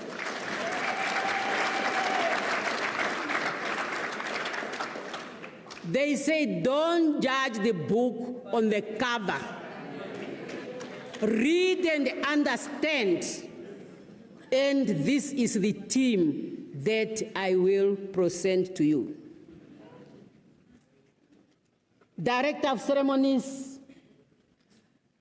I hope the Namibian nation will cooperate with me and the team that our Chief Justice soon will facilitate them to take an oath of office, and it will be then I will come and talk to them in your presence. Thank you for your kind attention.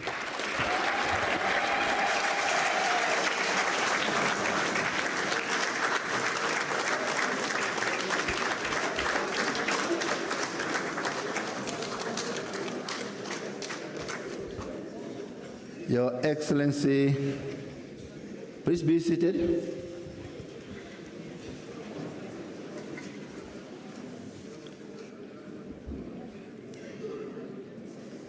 Yes, it's very, very exciting, and I wouldn't want for now to ask for your attention, as the smile is still on and the excitement.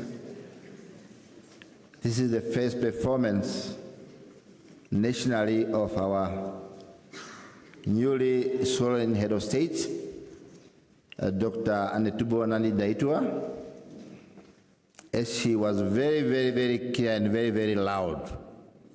Very clear and very, very loud. Or what do you think? Yes. Give a round of applause then.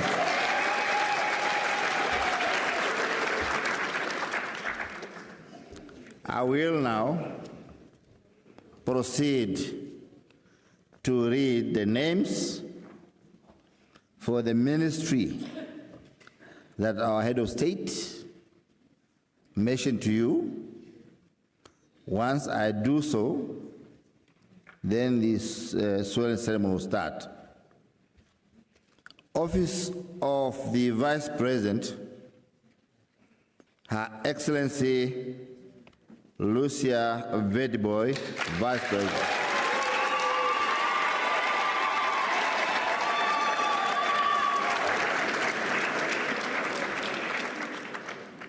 Office of the Prime Minister, Right Honorable Eriangurade,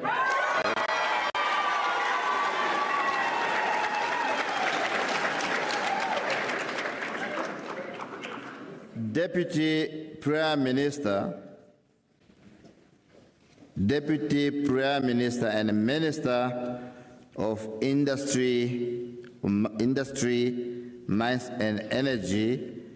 The deputy will not be mentioned, but the minister or the deputy prime minister, Honorable Natangwe Ithede.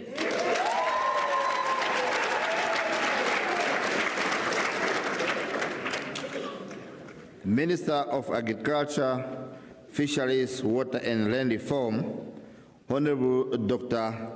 Albert Hengari.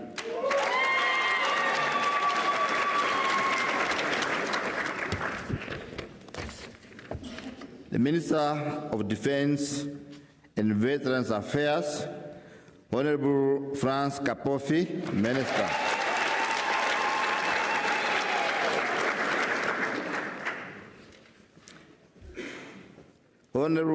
Minister of Education, Innovation, Youth, Sports and Culture, Honorable Mrs. Sanet Kenka.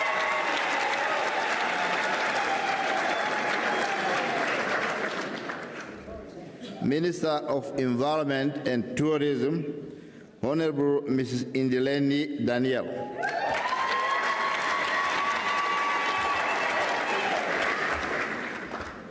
Minister of Home Affairs, Immigration, Safety and Security, Honorable Lucia Ipumbu, Minister.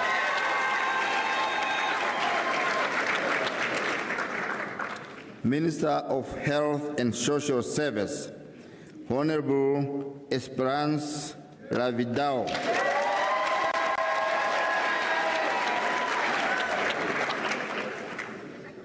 Minister of Works and Transport, Honorable Veiko Nekundi, Minister.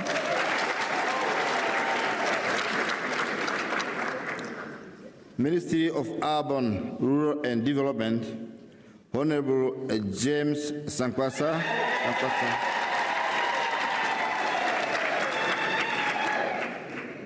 Minister of Justice and Labor, Honorable Philemon Wise Emmanuel.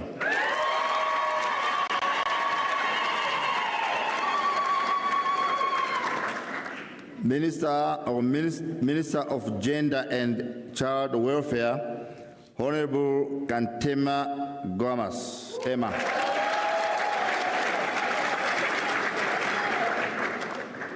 Attorney General, Honorable Festus Madeka.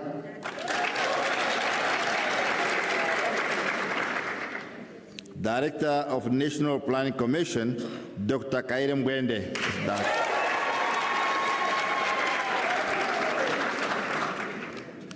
I will now proceed to read the names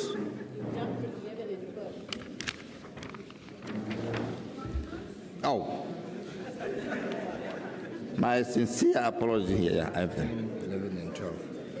International relations. Yes, wow. The Minister of International Relations and Trade, Honorable Ambassador Selma Musa.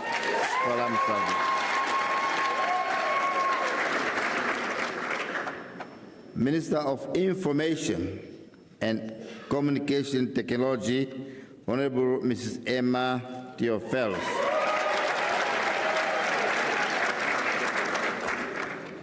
I think I have not left anyone else, did I?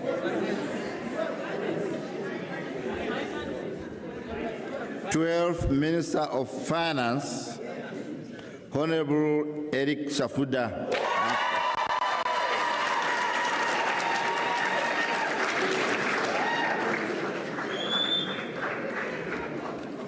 My sincere apology for those ministries that I jumped. I will now proceed to read the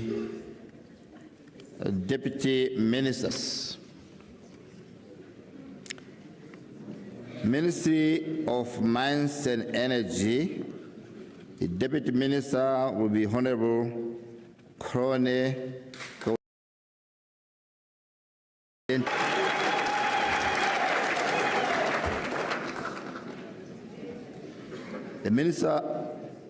The Deputy Minister of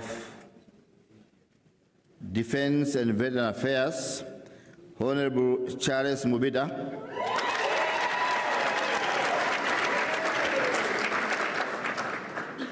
The Deputy Minister of Education, Innovation, Youth, Sports, Arts and Culture, Honorable Dino Balotti.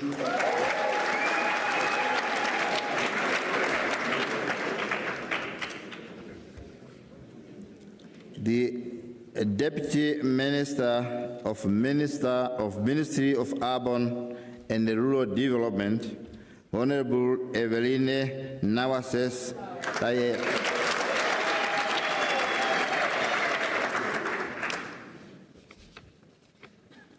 The Deputy Minister of International Relations and Cooperation, Honorable General Matundu.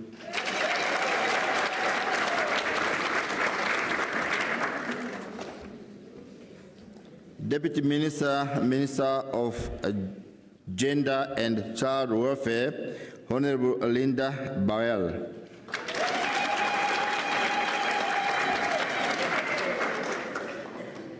I hope I did not leave anyone else. So there are 14 honorable ministers and 7 deputy ministers. Round of applause.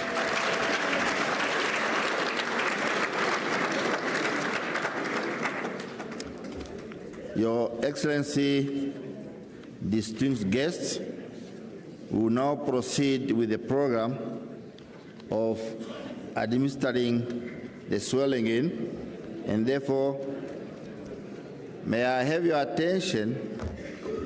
Let me ask again, did anyone else out? Can we proceed? Agriculture did. Yes, so we will proceed now with the swearing-in ceremony.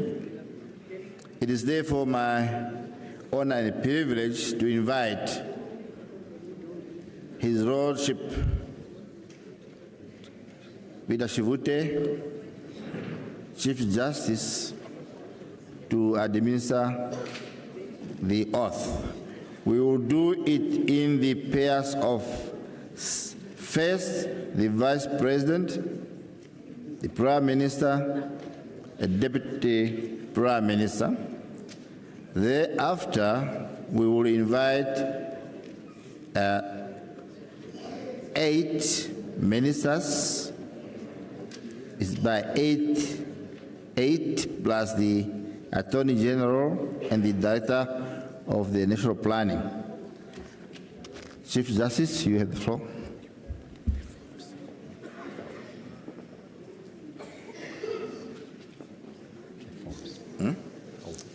Where are the forms?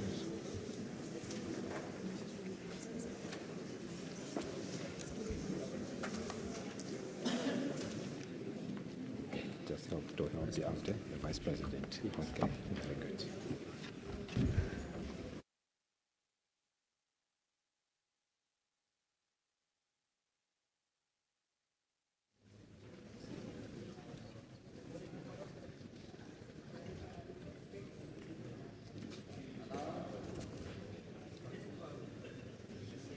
I now have the privilege to invite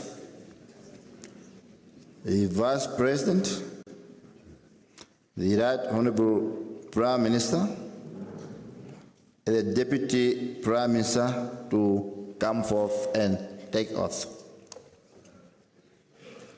Yes. We will first start with the Vice President. May you please, Vice President, move forward.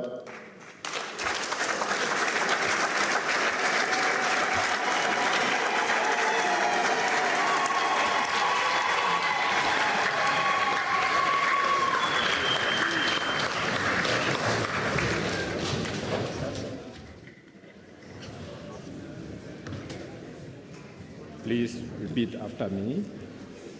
When I say I, you state your name. I, Lucia Vatboy, do hereby swear that I will strive to the best of my ability to uphold, protect, and defend as the supreme law the Constitution of the Republic of Namibia, and faithfully to obey, execute, and administer the laws of the Republic of Namibia, that I will protect the independence, sovereignty, territorial integrity, and the material and spiritual resources of the Republic of Namibia. That I will not diverge directly or indirectly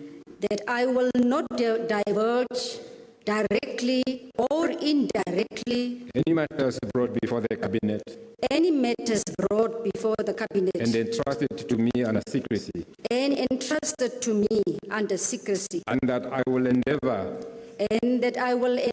to the best of my ability to ensure justice for all the inhabitants of the Republic of Namibia,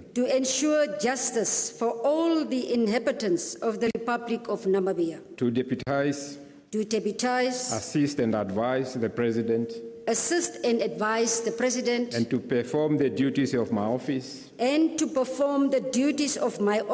functions entrusted to me by the President, conscientiously, and to the best of my ability. Please raise your right hand and state, "So help me God." So help me God.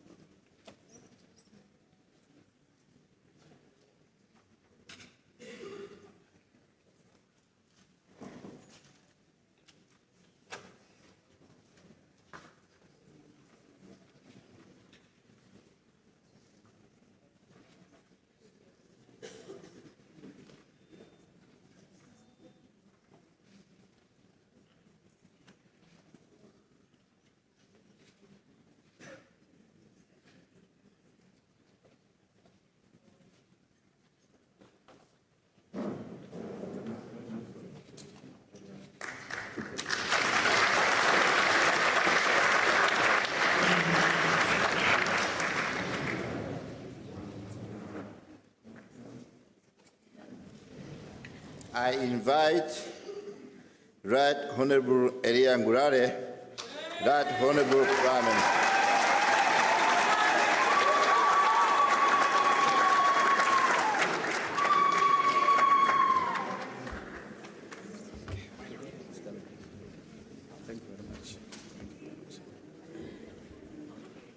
Swearing, right? Swear? Swear, yes. Okay. Please repeat after me. I, Chitunga Elia Ngurare, do hereby swear do hereby swear that I will be faithful to the Republic of Namibia, that I will be faithful to the Republic of Namibia, hold my office as Prime Minister with honor and dignity, hold my office as Prime Minister with honor and dignity, uphold, protect, and defend the Constitution, uphold, protect, and defend the Constitution, and faithfully obey, execute and administer the laws of the Republic of Namibia, execute and administer the laws of the Republic of Namibia, serve the people of Namibia to the best of my ability, serve the people of Namibia to the best of my ability, not to diverge directly or indirectly any matters brought before the Cabinet, not divulge directly or indirectly any matters brought before the Cabinet, and entrusted to me under secrecy, and perform the duties of my office and the functions entrusted to me by the President, and perform the duties of my office and the functions entrusted to me by the President conscientiously, and to the best of my ability.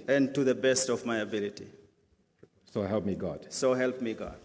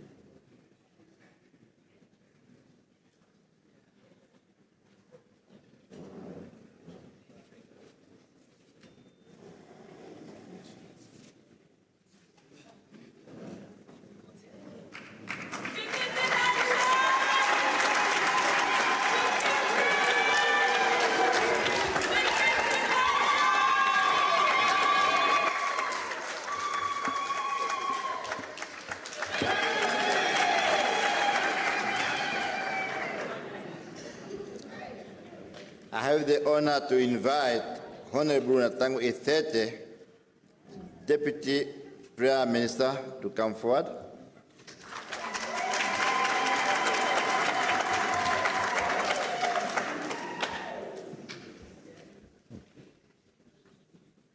I, Paulus Netumbo Nandi-Ndaitwah, do hereby swear that I will be faithful to the Republic of Namibia,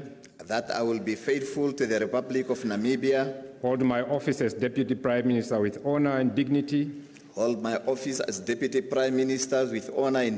uphold, protect, and defend the Constitution, and faithfully obey, execute and administer the laws of the Republic of Namibia, execute and administer the laws of the Republic of Namibia, serve the people of Namibia to the best of my ability, not to divulge directly or indirectly any matters brought before the Cabinet,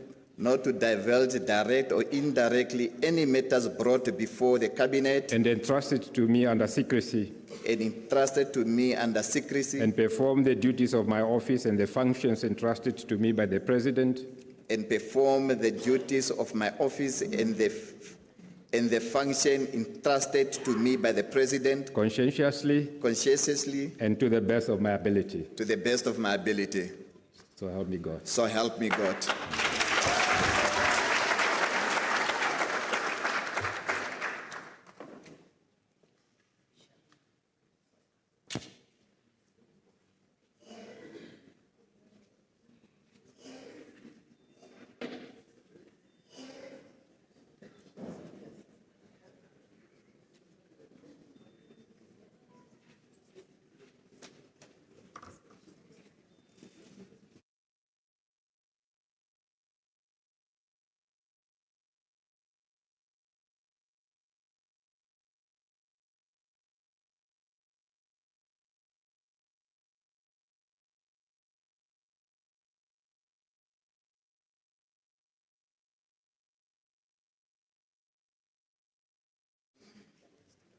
you very much.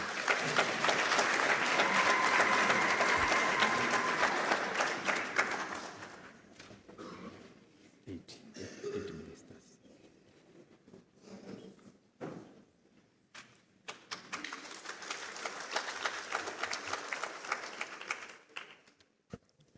I now have the honor to invite 8 honorable ministers to come forward. Minister of Agriculture, Fishery, Water and Land Reform, Minister of Defense and Veterans Affairs, Minister of Education, Innovation, Youth, Sports,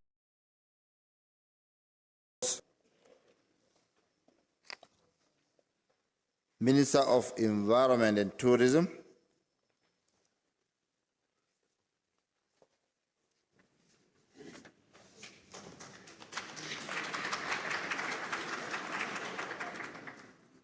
Minister of Finance,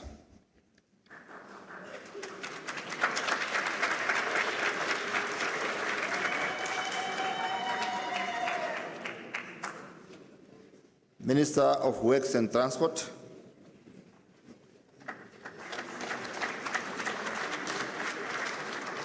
Minister of Urban and Rural Development,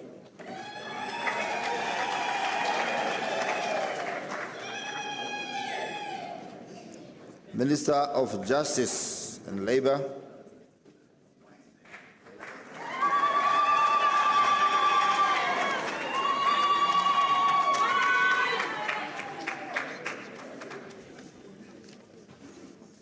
Thank you. You can just come like a round. Come close also, since Like you like not have the form. Yeah. Okay. So since you do not have the forms, please, you are going to please listen carefully and try to understand. Those that are going to affirm, you just simply, I solemnly affirm, or those who are going to swear, I say, I swear. So first I say I, and you state your full names. I do hereby swear that I will be faithful to the Republic of Namibia, hold my office as minister with honor and dignity, uphold, protect, and defend the Constitution, and faithfully obey, execute, and administer the laws of the Republic of Namibia, serve the people of Namibia to the best of my ability, not to diverge directly or indirectly any matters brought before the cabinet and entrusted to me under secrecy, and perform the duties of my office and the functions entrusted to me by the President conscientiously and to the best of my ability. Those that have sworn, raise your right hand and state, so help me God. The one that is affirmed, say, I so affirm. Thank you.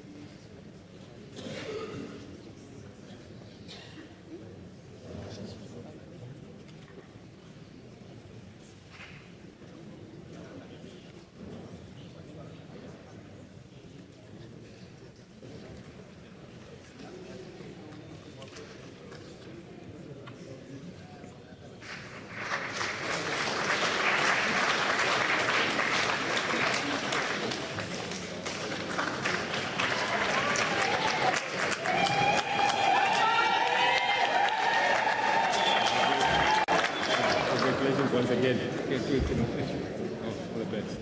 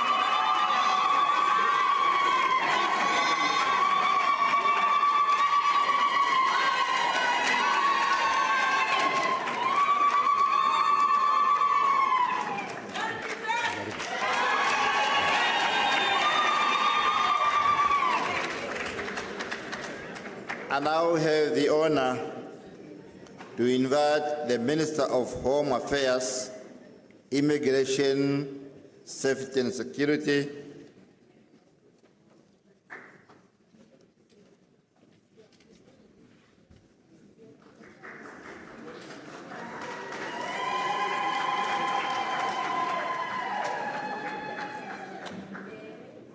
I have the honor to invite Minister of Health and Social Service.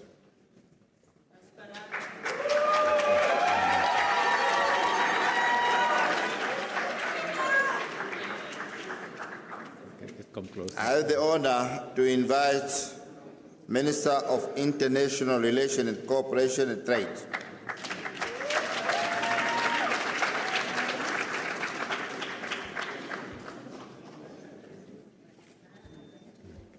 I have the honor to invite Minister of Information and Communication Technology.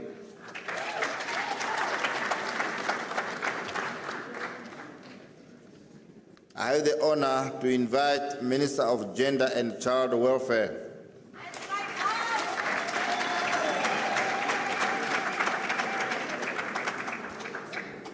I have the honor to invite Attorney General.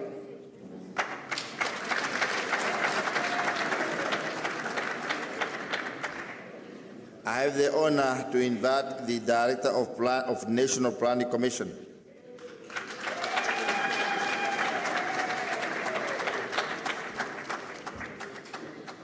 Thank you. Thank you. There you go. Please, you know the routine, I know by now. And I take it you are all going to swear. You're going to take the oath. There's no affirmation. Yeah, very well. I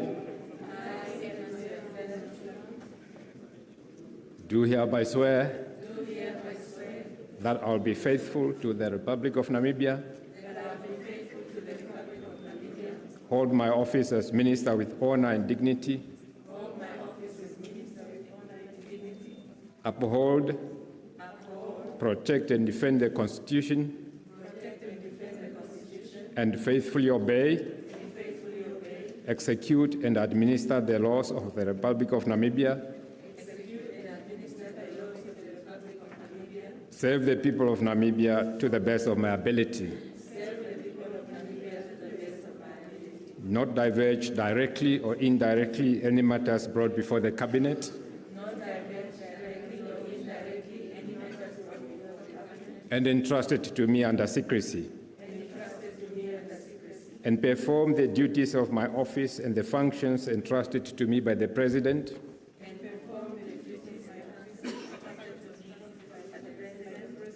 conscientiously, and to the best of my ability.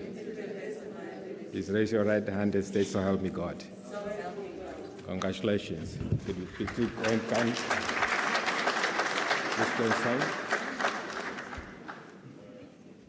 If you can sign one at a time, please.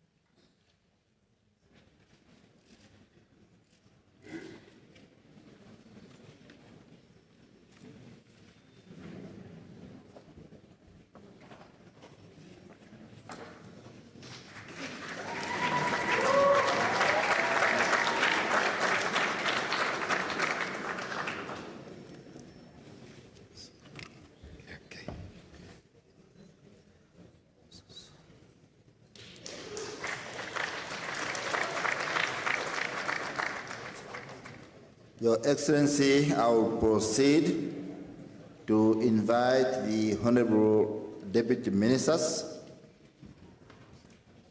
Deputy Ministers of Mines and Industry, Mines and Energy,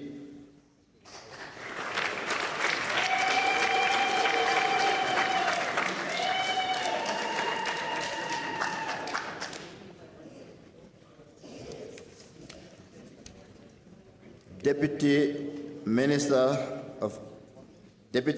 of Agriculture, Fishery, Water and Forest,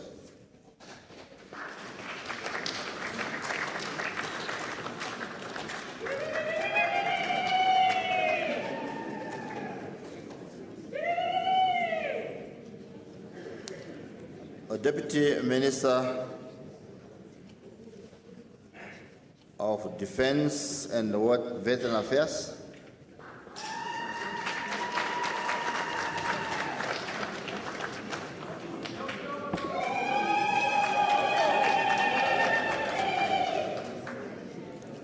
Deputy Minister of Education, Innovation, Youth, Sports and Culture,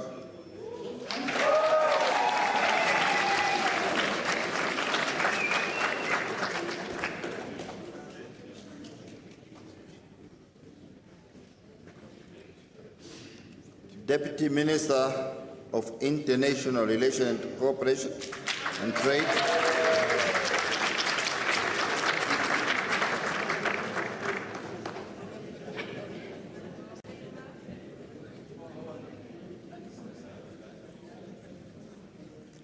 Deputy Minister of Urban and Rural Development,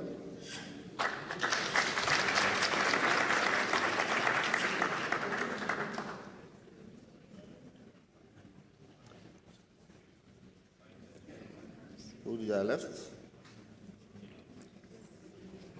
One more.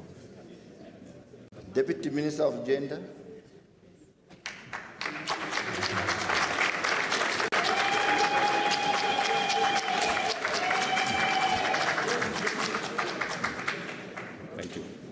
closer, please, since you are not going to read, so that you can understand me. Okay. And get closer. Thank you. Yes. Thank you. Okay. Very well. We go through the routine. I do hereby swear that I will be faithful to the Republic of Namibia, hold my office as Deputy Minister with honor and dignity,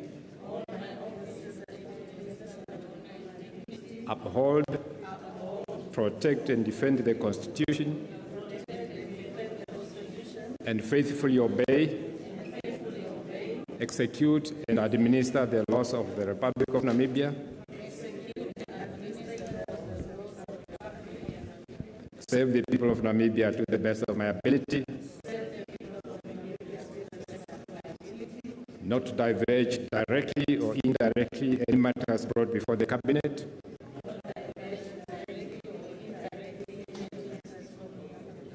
and entrusted to me under secrecy, and perform the duties of my office and the functions entrusted to me by the President conscientiously and to the best of my ability. So help me God. Very well. Congratulations.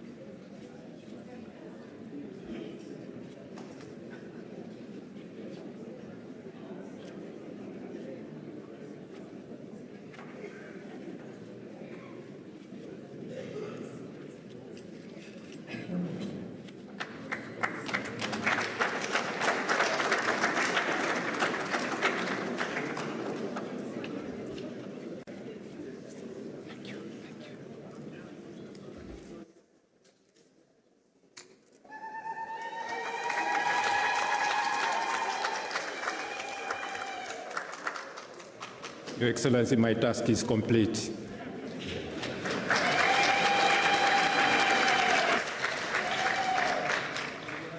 I think Chief Justice deserves another round of applause, please.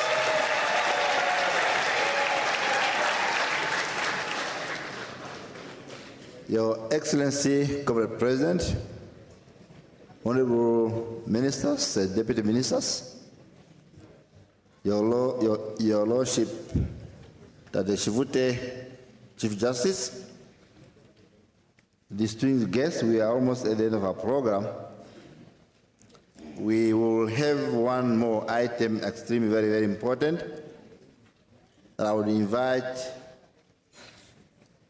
Honorable Ministers, in fact the Vice President, the Prime Minister, Deputy Prime Minister, and all Ministers and Deputy Ministers, to have a privilege to have a photo one-on-one with His Excellency, President of our Republic, just in front of the table here before we conclude. That's a very historic picture. May I then humbly request Your Excellency, Comrade President,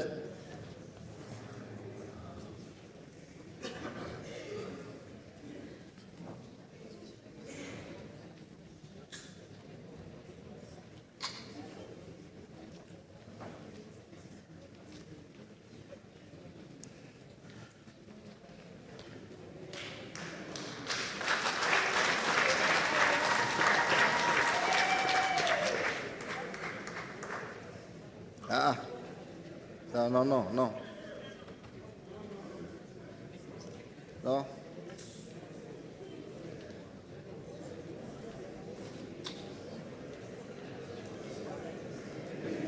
We are all the guests of our President, therefore we stand on the light.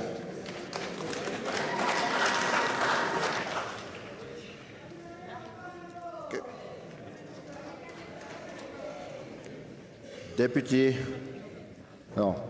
Prime Minister.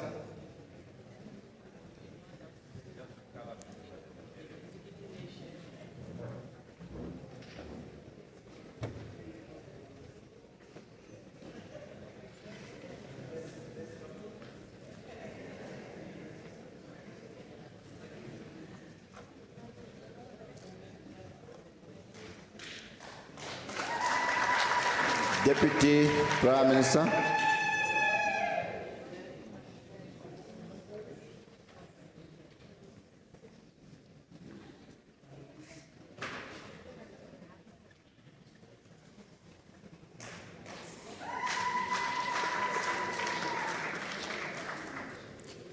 Minister of Agriculture, Fisheries and Water and Land Reform.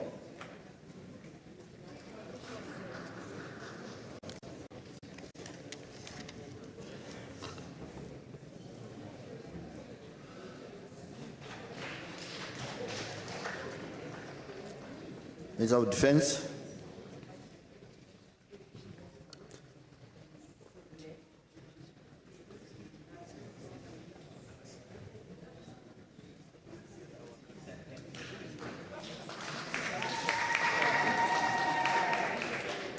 Minister of Education, Innovation, Youth, Sport and Culture.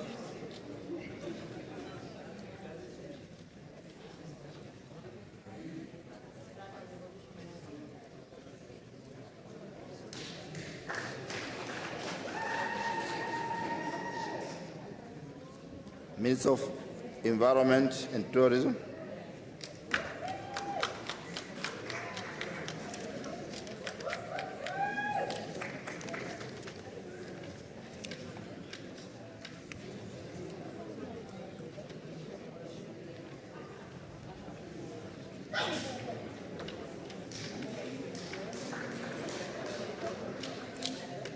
Minister of Home Affairs, Immigration, Safety and Security.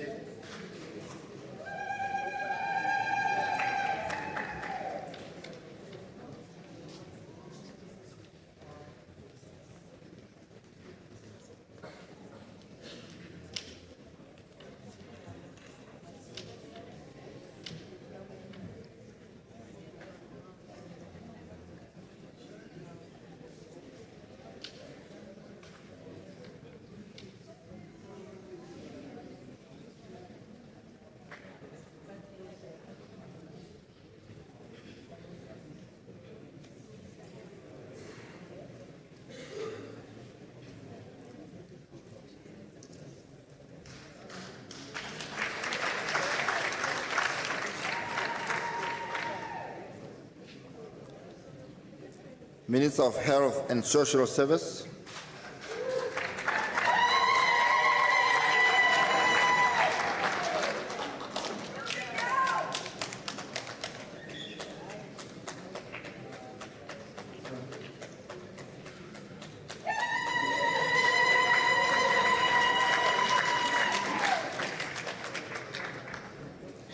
Minister of International Relations and Trade,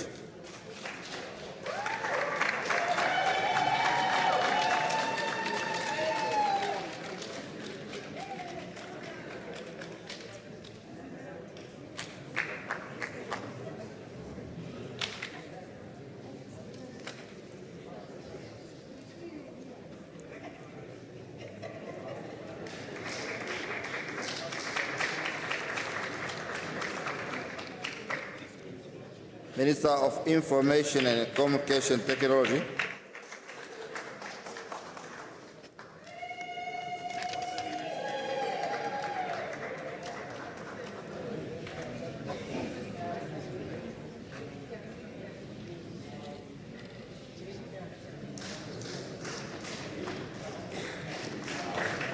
Minister of Finance,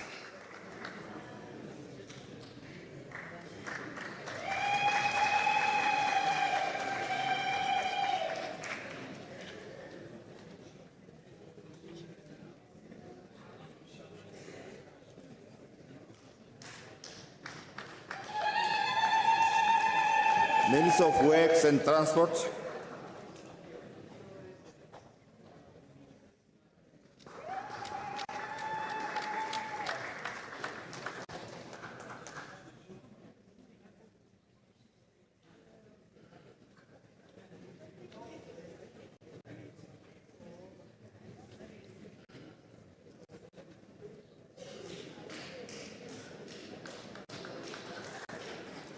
Minister of Urban and Rural Development,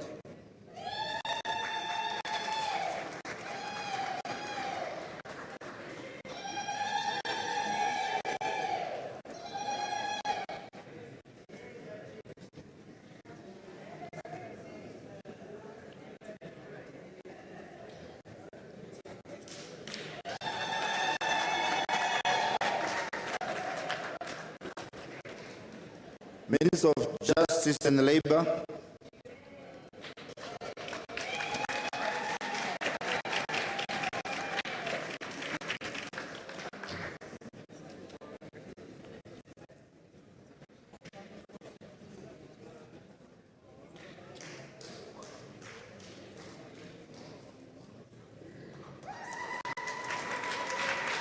Minister of Gender and Child Welfare,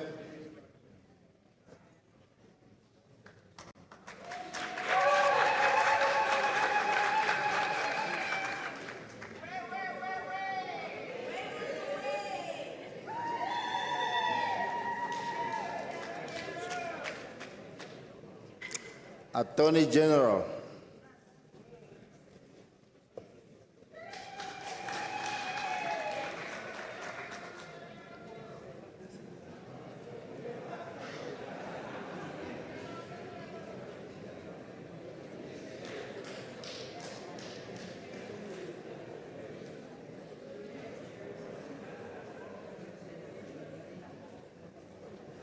Director General, National Planning Commission,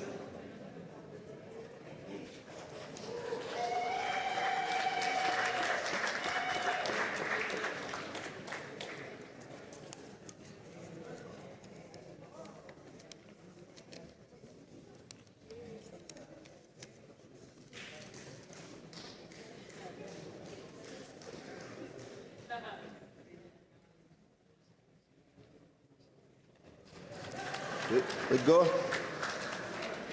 I now have the honor to invite the deputy ministers. Deputy Minister of Industry, Mines and Energy,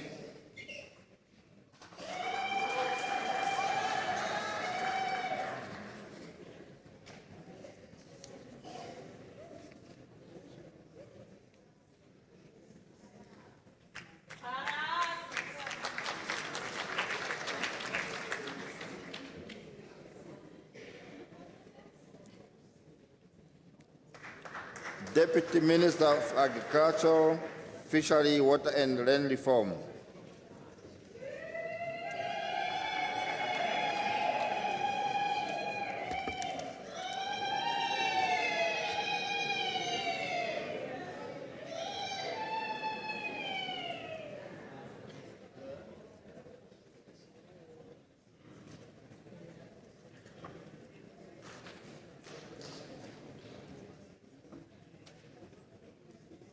Deputy Minister of Defense and Veterans Affairs.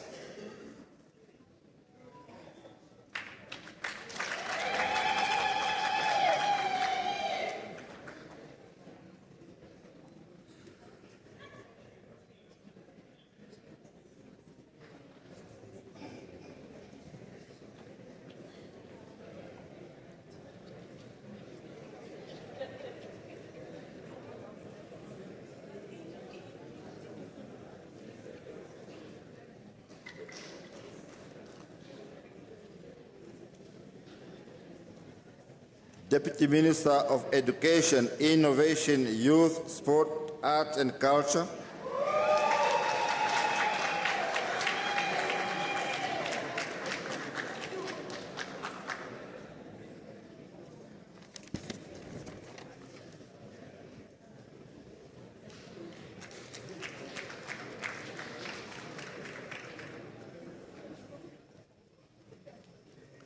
Deputy Minister of International Relations and Trade.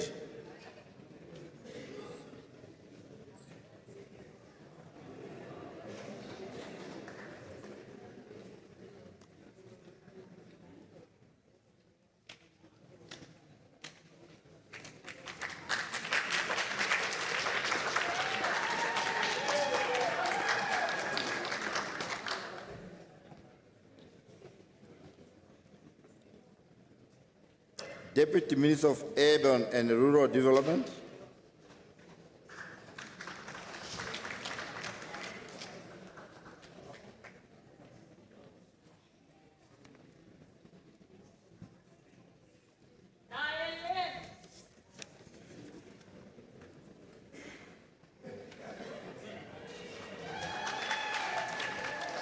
Deputy Minister of Gender and Child Welfare.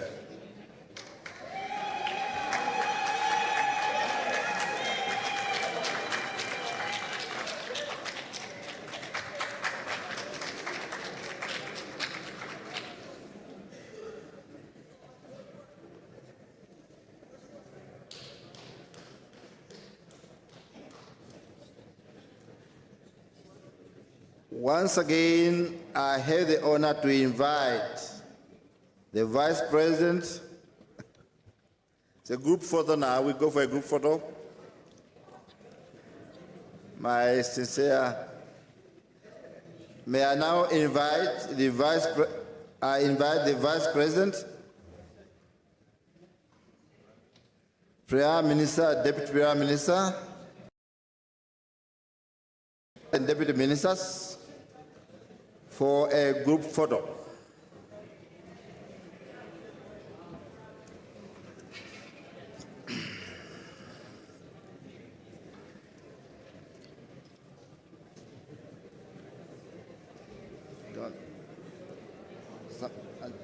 You can arrange seats. You can arrange seats. You can arrange seats.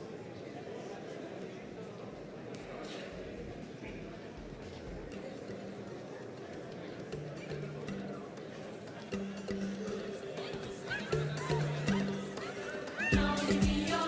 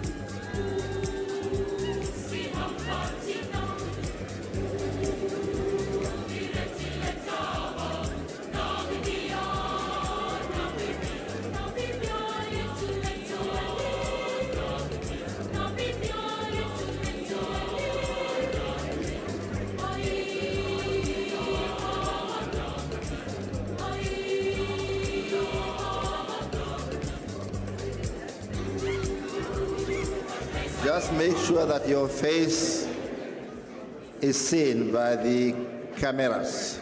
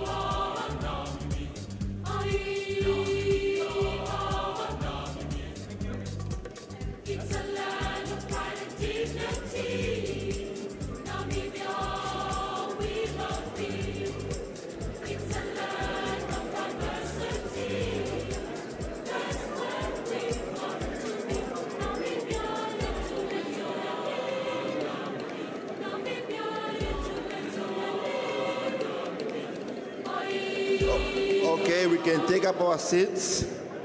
Let's take up our seats. The class of 2025, let's take up our seats. No, they will stand. Oh, three.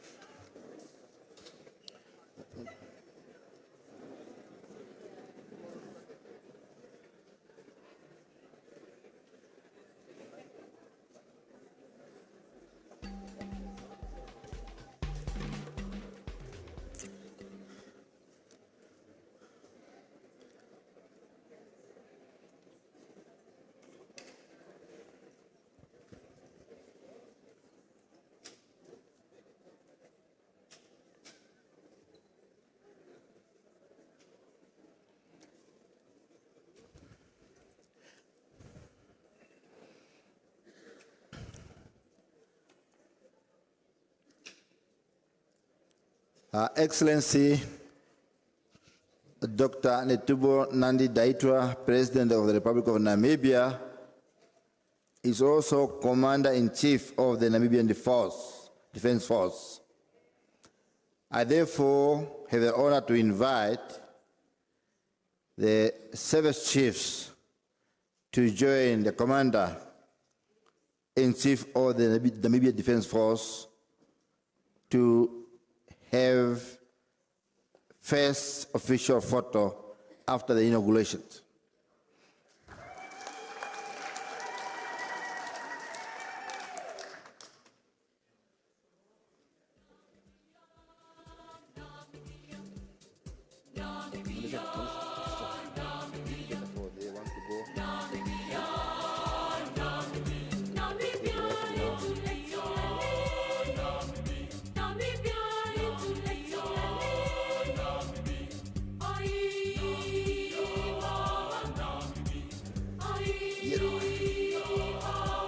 Okay, I think that is done.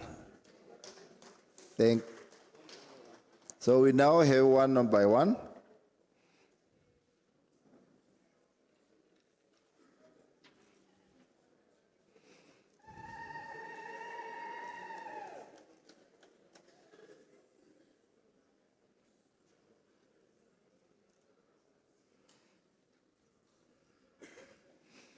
They don't need introduction, you already know them.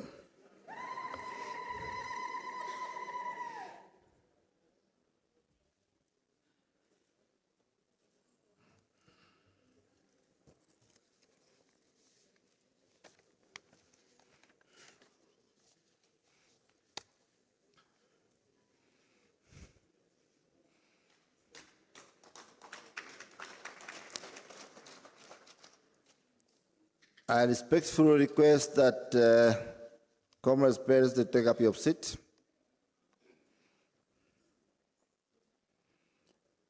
I know we are here with our respectful parents,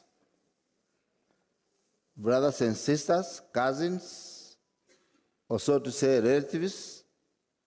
They would like also to have photos with their son, with their loved ones. That opportunity will be given after the closure, and we recommend that we take pictures at the foyer at the waterfall on the other side. State House will continue to open until you are done with your family photos. Your Excellency, Comrade President, Honorable Ministers, my brother Vice President, Deputy Prime Minister, my sister or my mother, Vice President, and my brother, the Prime Minister, Deputy Prime Minister, Honorable Ministers, distinguished invited guests, service chiefs, we have come to the end of the program, unless I'm advised otherwise. But let me take this opportunity, first of all, to thank our President, Dr. Netumbo Nandi-Ndaitwah. As we said at the beginning, this is the President's first. May I have your attention, please? This is the first engagement as the head of state of our country. We now know, and the nation is aware, the world is informed, the cabinet has been formed. Is that a great thing to us as a nation? Please let us give us another round of applause.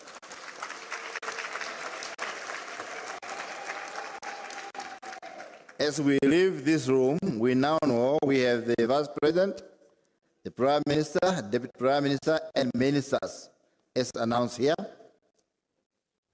And we can only congratulate ourselves. I, as the Director of Ceremonies, and my colleagues who are assisting me, would like to extend our warm congratulations to your appointment as leaders of our nations. And we wish you all the best in your performance as we look forward to see the results of your performance. And it was said here very clearly, all what we expected is deliverance.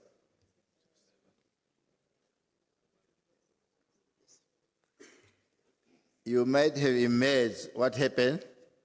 Secretary to Cabinet have just informed me to inform you, your honorable ministers, that first cabinet will be on Monday, on Tuesday. There are changes. I thought there's a change. We have seen so many changes. I thought even the cabinet would change the day to Monday. I'm reminded it's on Tuesday at 9 o'clock sharp.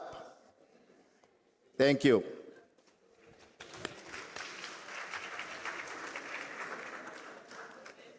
Once again,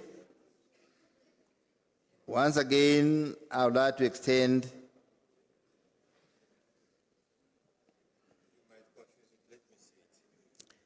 I have confused the date because I mentioned Monday.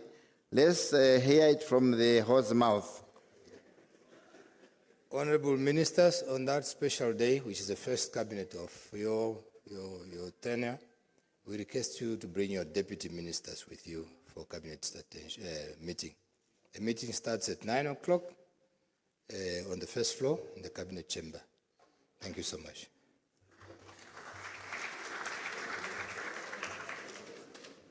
And come dressed to kill.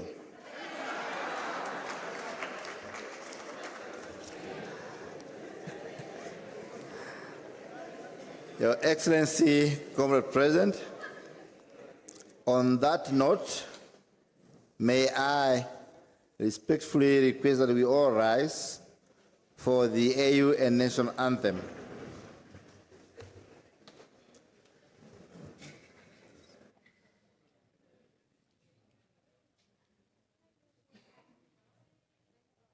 Let us all unite and celebrate together the victories won for our liberation. Let us dedicate ourselves to rise together to defend our liberty and unity. Oh, sons and daughters of Africa, flesh of the sun and flesh of the star,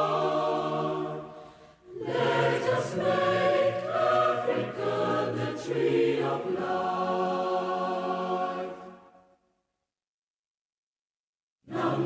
Namibia, land of the brave freedom fight, we have won.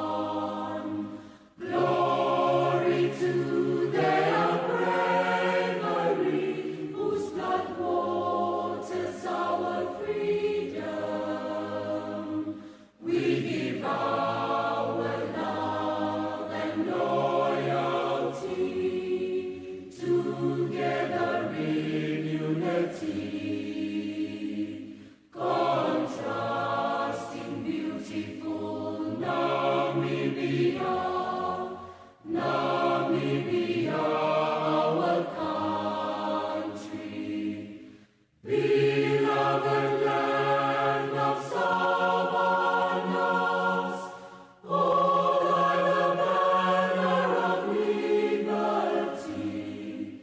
Namibia, our country, Namibia, motherland, we love thee. Thank you. We may remain standing to allow the high table to leave first. As I said, at the fountain we can go for our photos. Thank you.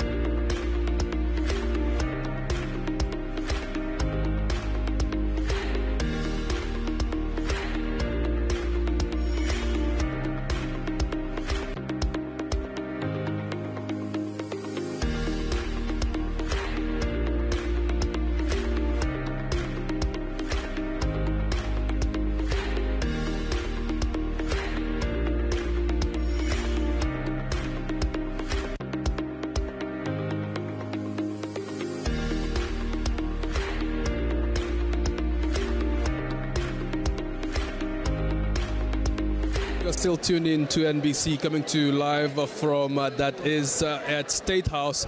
And of course, what you are hearing is a lot of excitement from family members and, of course, the newly appointed cabinet ministers that were sworn in this afternoon. And with us, we are going to be bringing you the voices of those that have been sworn in.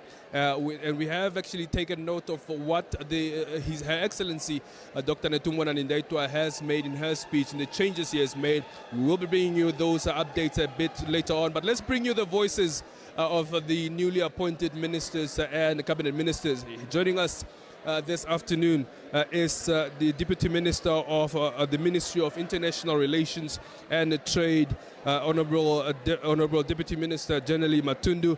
Honorable, congratulations. Thank you so much for being with us. What does this moment signify for you, and what does the road ahead looks like for the Namibian Republic? Thank you very much. I am already introduced. I am honored really this afternoon. You know, the cabinet has been really shrinked, and for me to retain my position really shows my contribution, what I have contributed to this country as guided by the Namibian Constitution, Article 96. Very well. What is your message to Namibians as you enter your new role, and what would you like to, of course, perhaps the expectations that they can get from you as Deputy Minister of International Relations and Trade? Thank you very much. Retaining my position in every home state, because now this is the third minister of which I am serving as a Deputy Minister. But if I have to take you a bit back, in every home state, there's that stamp when one slaughtered a goat or a cattle, where you go and clean your intestines, kind of. So I now become a veteran, that important stamp that needed in every home state. So my role as a deputy minister at the ministry is to assist and advise the minister as per our constitution. And as you know already that Namibia is not operating in isolation. Namibia is part and parcel of the global village, and it will be again, and I'm glad that I will be again serving this country, Namibia, in this role as the Deputy Minister of International Relations and Cooperation. We know that the geopolitics is rapidly changing, and many things day and night is emerging around the globe. So being given this opportunity to serve again in this ministry, I will really perform my duty to the best of my ability to make sure that Namibia is respected globally. Because if a country is swinging upon your decisions, many countries will just become a playground. But for the last 5 years that I have been serving in this ministry, the name Namibia has been really respected and on the map.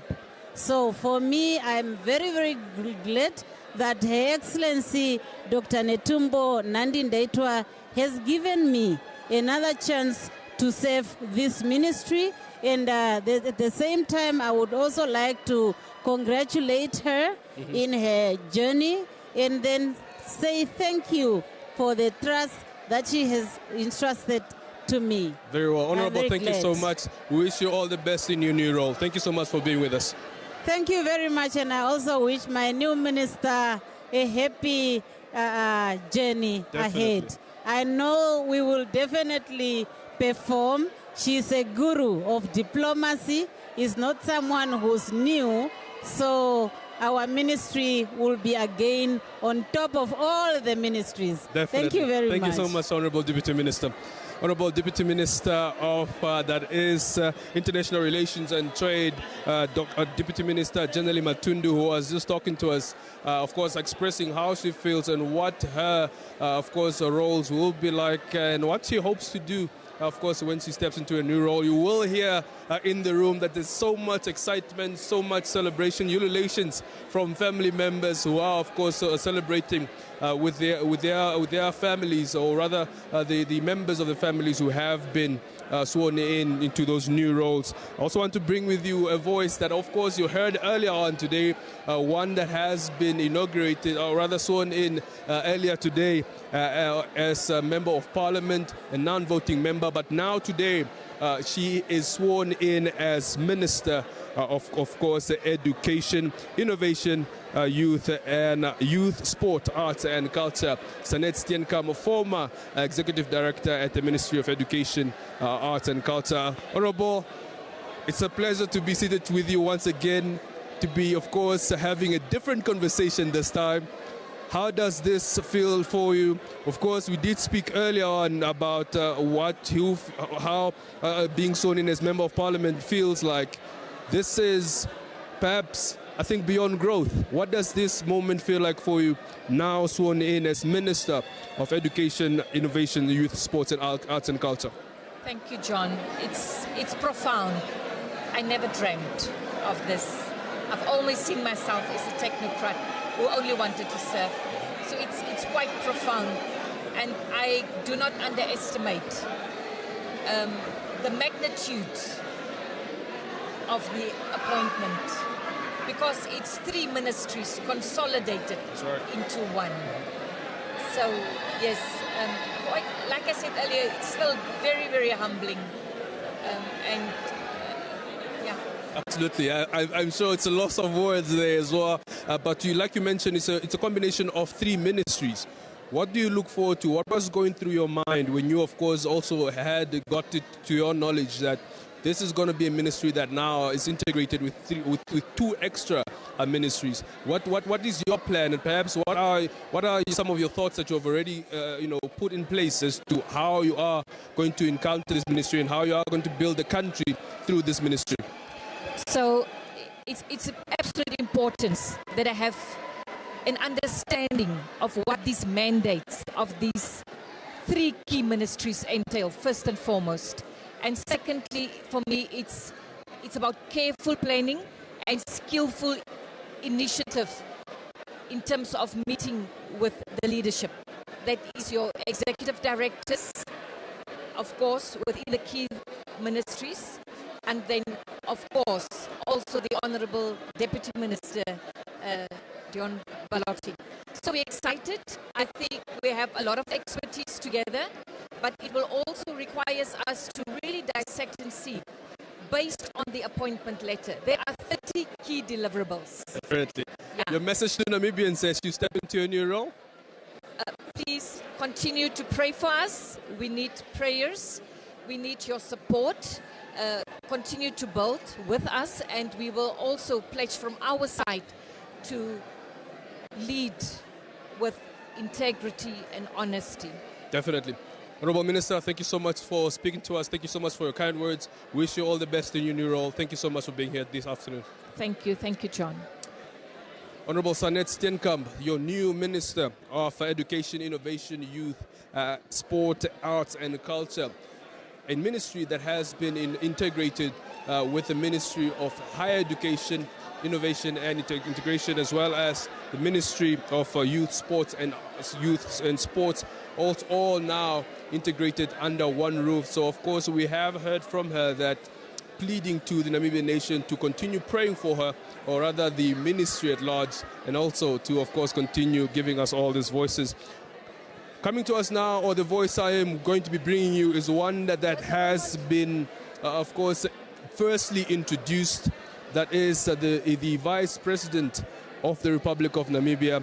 I'm talking about Lucia Witbooi, who has been, of course, inaugurated just moments ago. And now we are speaking to her. Honourable, Your Excellency, rather, thank you so much for being here. Congratulations on the new role as Vice President. How does this news make you feel, having having been sworn in as Vice President? Quite a very big position. Yeah, thank you. First, I want to extend my word of special word of appreciation and gratitude to Her Excellency, Dr. Netumbo Nandi-Ndaitwah for entrusting me with this great responsibility. I see it as a very serious responsibility, and I said to the Namibian people that I will fulfill it to the best of my ability, guided by the Constitution of the Republic of Namibia and the relevant laws that are governing our country. Definitely. This is also coming at a time where we are having a vice president as a woman as well, and now also led by a first female president of the Republic of Namibia. How does this make you feel? What does the future look like for women in Namibia, and what can you encourage Namibian women to do when it comes to leadership? Thank you. I would also like first to congratulate the Namibian people for exercising their democratic right to vote for their first woman president. That's right. And now the president appoint a woman vice president. So first I would like to thank them, the Namibian people. Then it gives us a picture, and it can take us forward that we can equally lead this country. Therefore, I am encouraging all the women to rally and support the president, Her Excellency the President, and myself, and so that we can take hands and together build this Namibian house. Your message to Namibians, what can they expect of running, or rather leading as a leader of this country? What is your message to the Namibian nation? As I said, I pledge to fulfill my responsibilities to the best of my ability. I have already read in my appointment letter, I got direct to free responsibilities, policy directives from Her Excellency Dr. Netumbo Nandi-Ndaitwah. So I will fulfill it, and also other duties assigned by her. Definitely. Thank you so much, Your Excellency. Congratulations. We wish you all the best for this new role for the next 5 years. Thank you so much for being with us, and congratulations once again. Vice President Lucia Witbooi, what was the first name we've heard being, of course, called in to be sworn in as Vice President of the Republic of Namibia? We now are still having more to speak to. Of course, we have seen so much changes. Many of the appointments that we have seen today are, of course, those that have been inaugurated today. Very good evening. Thank you so much for being with us. Congratulations on your role. How does this moment feel like to you? And what was your reaction when it broke to you that you are, of course, appointed for high office? Yeah. This is an honor. I feel honestly very honored and humbled, deeply honored and humbled. I cannot have enough words to thank the President for the trust that he has bestowed upon me. And the feeling is excitement, and It's still sinking in. Yes, yes. Very well. Talk to us about what Namibians can expect from you. This is a position where, of course, you are entrusted of high office. What can Namibians expect from you, and what is your message to them as you embark on your journey for this position in the next 5 years? As I embark in this journey, I'm appointed as a Minister of Environment and Tourism. We know for us to survive in this beautiful country, we first have to take care of it. Definitely. And that is very important for sustainable. Everything that you want and that you love, you need to keep it, and you need to have it, to make it sustain so that you can live happily in it. And tourism, when we talk about tourism, we think about economy. We need to boost our economy. And that can only work. There's no way. If you have a very conducive and sustainable environment, definitely tourism will boom. And I know it depends on various players and sectors, but I think with proper coordination and education to each other, we will definitely have a very sustainable and a greener environment. Definitely, with the much rain that we've received, I think it's going to be quite a great year. We wish you all the best for the next 5 years. Thank you so much, Honorable Ndileni, for speaking with us, and we wish you all the best for the next 5 years. Thank you. I'm very much honored. Our Honorable Ndileni Daniel, she has been sworn in as the Minister of Environment and Tourism. And of course, now it's continued to bring you more voices. We are bringing you not too much of a not familiar face, of course, in the Parliament. We are talking to the Minister, our new Minister of Works and Transport, that is Honorable Veiko Nekundi. Honorable, congratulations. Talk to us about your reaction when the news, of course, broke just before us today. How did it feel for you? Thank you very much. First, I would like to appreciate the confidence Her Excellency President have entrusted on me. Out of the 51 members of Swapo Party in the Parliament, plus the 8, so together we are 59. She have entrusted me with this responsibility. I appreciate her for entrusting me that, and I vouch that I shall deliver on the mandate and the task she has given me the responsibilities. Indeed, I am delighted, and I'm indeed not only delighted because I'm appointed, but I'm also delighted that I'm going to serve the people of this country in terms of the mandate of the Ministry of Works and Transport. Definitely. Perhaps lastly, your message to Namibians as to what they can expect from you from this new term under the leadership of our first female president. What can they expect from you as Minister of Works and Transport? Thank you very much. Indeed, in terms of the appointment letter, which the President have entrusted to me, appointed to me, she have clearly outlined a number of responsibilities that I should ensure that it is carried out successfully, and those includes, among others, to ensure that we operationalize the very important airports, such as the Kietmansop Airport, the Rundu Airport, and also to ensure that feeder roads for the rural roads to connect villages, constituencies, are fully implemented, constructed, and be utilized for the people, in order to also to ensure that all the agencies that are falling under the Ministry of Works and Transport are successfully run without any hiccups in terms of the governance systems. So I have that responsibility. Honorable Nekundi, thank you so much. Congratulations once again. We wish you all the best for the next 5 years. Thank you so much for being with us. Thank you very much. Absolutely. I appreciate it. Thank you.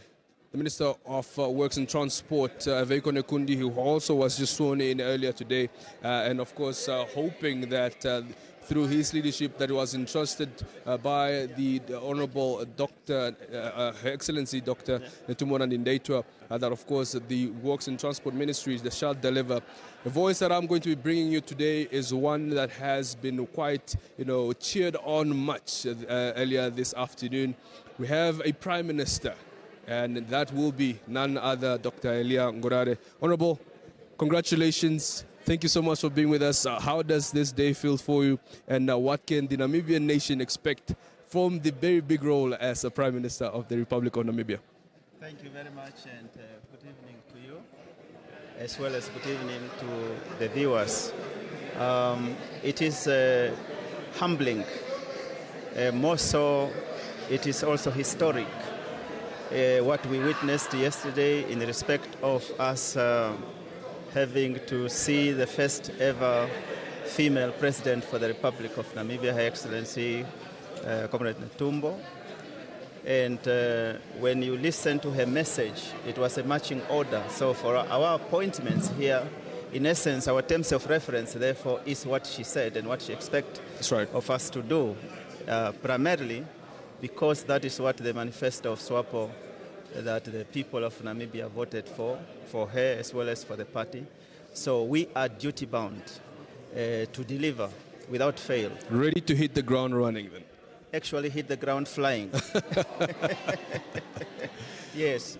Your message to Namibians as, of course, you embark on this new role as Prime Minister of the Republic of Namibia. Thank you very much. The message to the Namibian people is similar in tone to what Her Excellency has said. And that is that as Prime Minister, my work will be to assist Her Excellency, ironclad, in the work that she has been given, in the mandate she has been given by the Namibian people. And so too, I expect all other ministers so appointed. That is what we will do to assist her to carry out that function. But I must also say then to the Namibian people, when we were young and when we still had hair in the Youth League, we advocated for the political program of SWAPO. Right. And from the political program of SWAPO, we came out with what we called pillars that our generation needed to have. And those pillars are youth empowerment, informal settlement development, rural development, and what we called genuine economic empowerment. Definitely. Now, this must be, fortunately, is also what is contained in the election manifesto. It's also what is contained in what Her Excellency has said. So what we would do is to ensure that all 121 constituencies, they feel the impact of the marching order that Her Excellency has spoken here tonight. And we must ensure that our villages, rural areas, local authorities of any kind, they must be able to get services. But to be able to achieve this, first and foremost, we must unite. Let there be unity, and unity will be the common denominator that will enable us to reach our goals as contemplated in our manifesto as well as in our constitution. So let's remain united, young people, old people, men, women, and speak of every other language. Definitely. Honorable Prime Minister, thank you so much. Congratulations once again. We wish you all the best for the next 5 years in leading our country as Prime Minister. Thank you so much. Thank you very much. And good luck to you, the young people, as well as to NBC. Thank you so much. Thank you so much, Honorable. That was our Prime Minister, our new Prime Minister, Elia Ngurare, who also was sworn in right after the Vice President of the Republic of Namibia, Lusa Vetpoe, earlier today.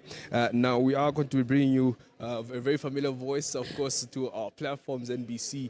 This is a face that has been coming on our platforms, analyzing political matters that have been, of course, happening within the country.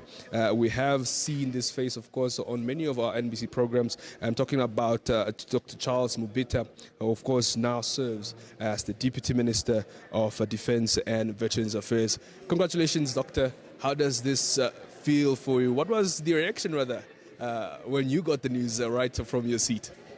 Well, I was excited by the call to save the nation. That excited me because it has always been my ambition to save the nation. And that's why I went into exile, so that I can be able to save the nation. So I was excited. Very well. Talk to us about what Namibians can expect from you as Deputy Minister of Defense and Veterans Affairs. Well, you see, the ministry has got two legs. Yeah. First is defense, second is veteran affairs. That's right. So in terms of defense, I will make sure, together with the minister and other staff, that the territorial integrity of Namibia, in all its manifestations, is protected and defended, and the people that live in this country are defended and protected. That's number one. Number two, to make sure that the Ministry of Defense staff are well looked after. They are professional, they are taken care of. All of them. That's right. All of them. Promotions have to be deserved, and appointment and recruitment should be deserved. That's very important for me. On the other hand, you have veterans, the veterans leg. This country did not gain independence from a silver platter. People died, people sacrificed, people were imprisoned for the independence of this country. And such veterans, they deserve to live a decent life, they deserve to be recognized, they need to be looked after. And it's my singular responsibility to ensure that no single veteran is going to suffer or continue to suffer. Those who have not yet got their benefits, they must get their benefits. Those who were injured or maimed during the liberation struggle or during any operation of the Ministry of Defense Force, they need to be taken care of. Right. Children of the liberation struggle whose parents are no more, they need to be taken care of. So our responsibility as Minister of Defense and veterans is very wide. Thank you, Doctor. Now I'm actually quite sad that I won't be able to call Doctor anymore for my programs, Talk of the Nation and the rest, for your expert analysis. But thank you so much and congratulations, Doctor, on this new role. Thank you. Thank you very much. Charles Mobita, the Deputy Minister of Defence and Veterans Affairs, was just talking to us, of course, about what this new role means. Returning as Attorney General is, of course, none other than, of course, what has been the face we have seen, of course, in that position before. And now we are seated with the same, of course, Attorney General that we are having. A very good afternoon, good evening, rather. Congratulations on, of course, on the continuation of the new role. Well, how does this make you feel as Attorney General? Good evening, and thanks for having me. Well, I think it's a big honor and privilege It's an honor and privilege to have been reappointed in the same position as an Attorney General for the Republic. Mm-hmm. I believe that the appointment itself is a clear testimony that there is a lot of work that needs to be done, and therefore I'm glad that I have been reappointed to be in this position so that I can continue to execute my mandate and also to serve for the Namibian people with the Namibian government. What would you say would some of perhaps the biggest focus returning into your position and, of course, continuing to, of course, maintain the mandate as Attorney General, like you just mentioned now? No, the biggest focus is really to improve service delivery to the Namibian public, and also to serve, in terms of our constitution, to serve the President and the Namibian government. Yeah. That's the core mandate of the Office of the Attorney General. So therefore, my focus is really to prioritize all the key issues that we need to focus on to make sure that the President is well served, as we know that we have a new President. We have got a new mandate and a very clear strategy how to improve service delivery to the Namibian people. So we'll see how best we can serve the President and the Namibian government. Very well. Your message to Namibians as you embark on your returning your role, Mr. Mandeka. Pardon? Your message to Namibians as you, of course, return to your position, or rather, as Attorney General. What would you like to say to them? How can they, of course, support you to, of course, improve service delivery, like you mentioned? To the Namibian people, to say that the new President, Madam Netumbo Nandi-Ndaitwah, has very clear strategy how to continue to serve Namibia in her new capacity. As we have heard, that he has reorganized various government institutions. So all we ask for is for all the Namibians to rally behind her, support her, and to make sure that we work as a team in order to make Namibia a better place for all of us. Definitely. Mr. Festus Mandeka, thank you so much for being with us. We wish you all the best for the next 5 years. Thank you so much for being a leader in this country. Thank you for having me. Absolutely. Festus Mandeka returning as Attorney General of the Republic of Namibia, also taking oath earlier today. Now, the face I want to bring you next is one that has had a lot of people asking, who is this face? Of course, many were asking during today's proceedings when, of course, sworn in as part of the 8th members of Parliament who were sworn in earlier today, of course, now taking a position as Minister of Justice. Mr. Emmanuel, thank you so much. Congratulations. Thank you so much. I was hoping to speak to you, of course, earlier at Parliament, but because of matters that you had to report to here at State House, I couldn't get that chance. Please, talk to us as a newly elected, or rather appointed member of Parliament. How does this moment feel for you to, of course, be part of Parliament and now Minister of Justice? I think, first of all, let me thank you for having me and for inviting me to have a conversation with me. I think, as it is for everybody, I feel excited about the new assignment. I feel excited about what lies ahead. I feel excited about being part of the team that has been chosen to take Namibia to a promised land. Very well. In brief, perhaps, how would you introduce yourself to the Namibians who may not know you? Who would you say? How would you briefly describe yourself as Emmanuel Wise? Many of them actually want to know exactly and what can they expect from you as Minister of Justice and Labour Relations. And one thing, of course, that we also learned is that the ministries have now been merged. What is your reaction to that?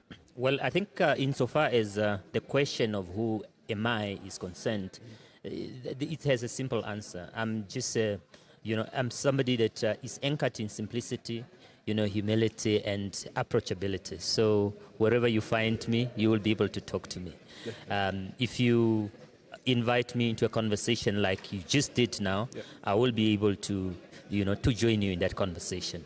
Definitely. In so far as the dual role is concerned, or the two ministries or responsibilities of the two ministries are concerned that have now been merged, I think really what I look forward to as a new minister for of justice and labor relations, the expectation is really that I should go and I should strive for legislative stability and strive for harmonious industrial relations. So that's really what I'm going to aim, and how that is then going to be achieved is by, first of all, ensuring that there is a proactive, proactive identifications of legislative gaps, in our laws, as well as need analysis of where new law may be required, and then set into motion or commission the legal drafting process, in the fastest possible way toward the finalizations of the drafting of bills. Insofar as labor relation is concerned, I think we have seen, and it's actually common cause that there has been a number of labor instabilities in the country, unhappiness of as a result of the mistreatments of workers, or laborers by some employers. It's then expected that the new minister should put in place initiatives that would address those types of concern, because they have a potential of destabilizing the society. Your message to Namibians lastly?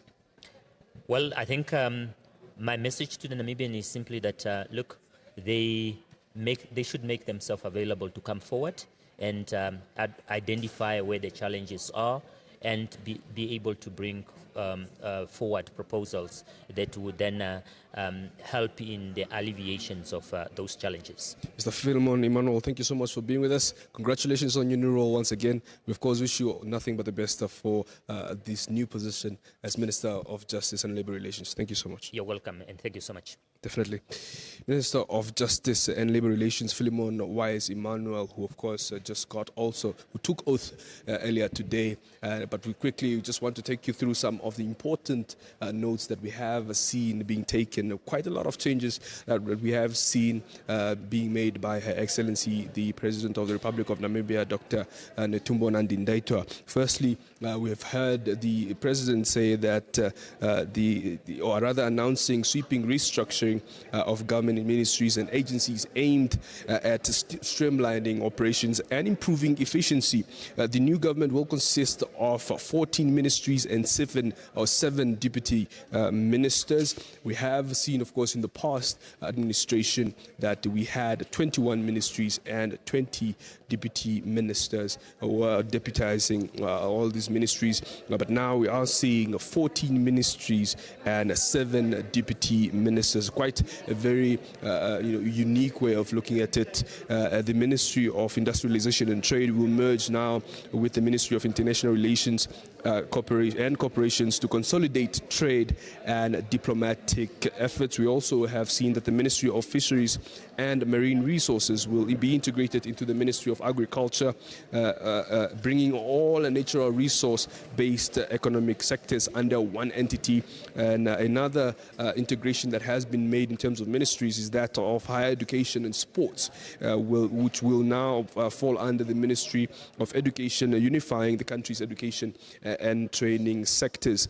Another change that we have seen earlier today is that of the Ministry of Mines and Energy, that will be, of course, renamed the Ministry of Mines, Energy and Industry, which is also going to be a reflection on an expanded focus on industrial development. The functions of marginalized communities and disabled people will now be housed under the office of the Vice President or to ensure better coordinations of social inclusion policies. The Ministry of Labour will merge with the Ministry of Justice, who of course under the leadership of Emmanuel, who was of course seated with us just a while ago. And this is a move that is expected to enhance labour rights, enforcement and streamline legal processes.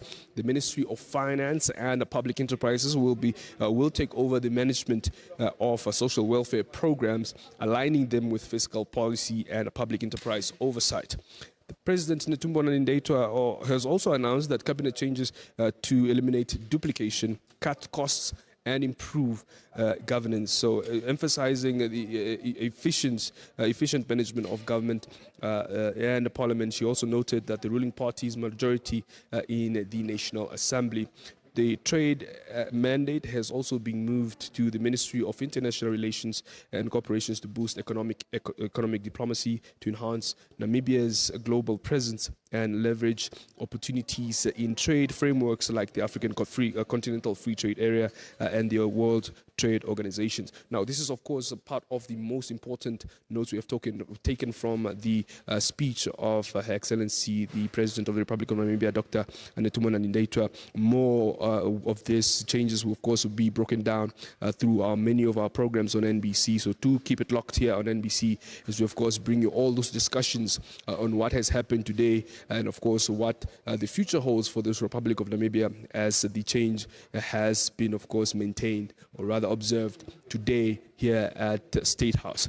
We are bringing this production live from State House. For myself, Johnny Konja, the entire team, thank you so much for staying with us. We wish you all the best. Keep it locked on NBC. We will, of course, bring you more news on NBC. Stay tuned for news at 8 o'clock right here at Studio One.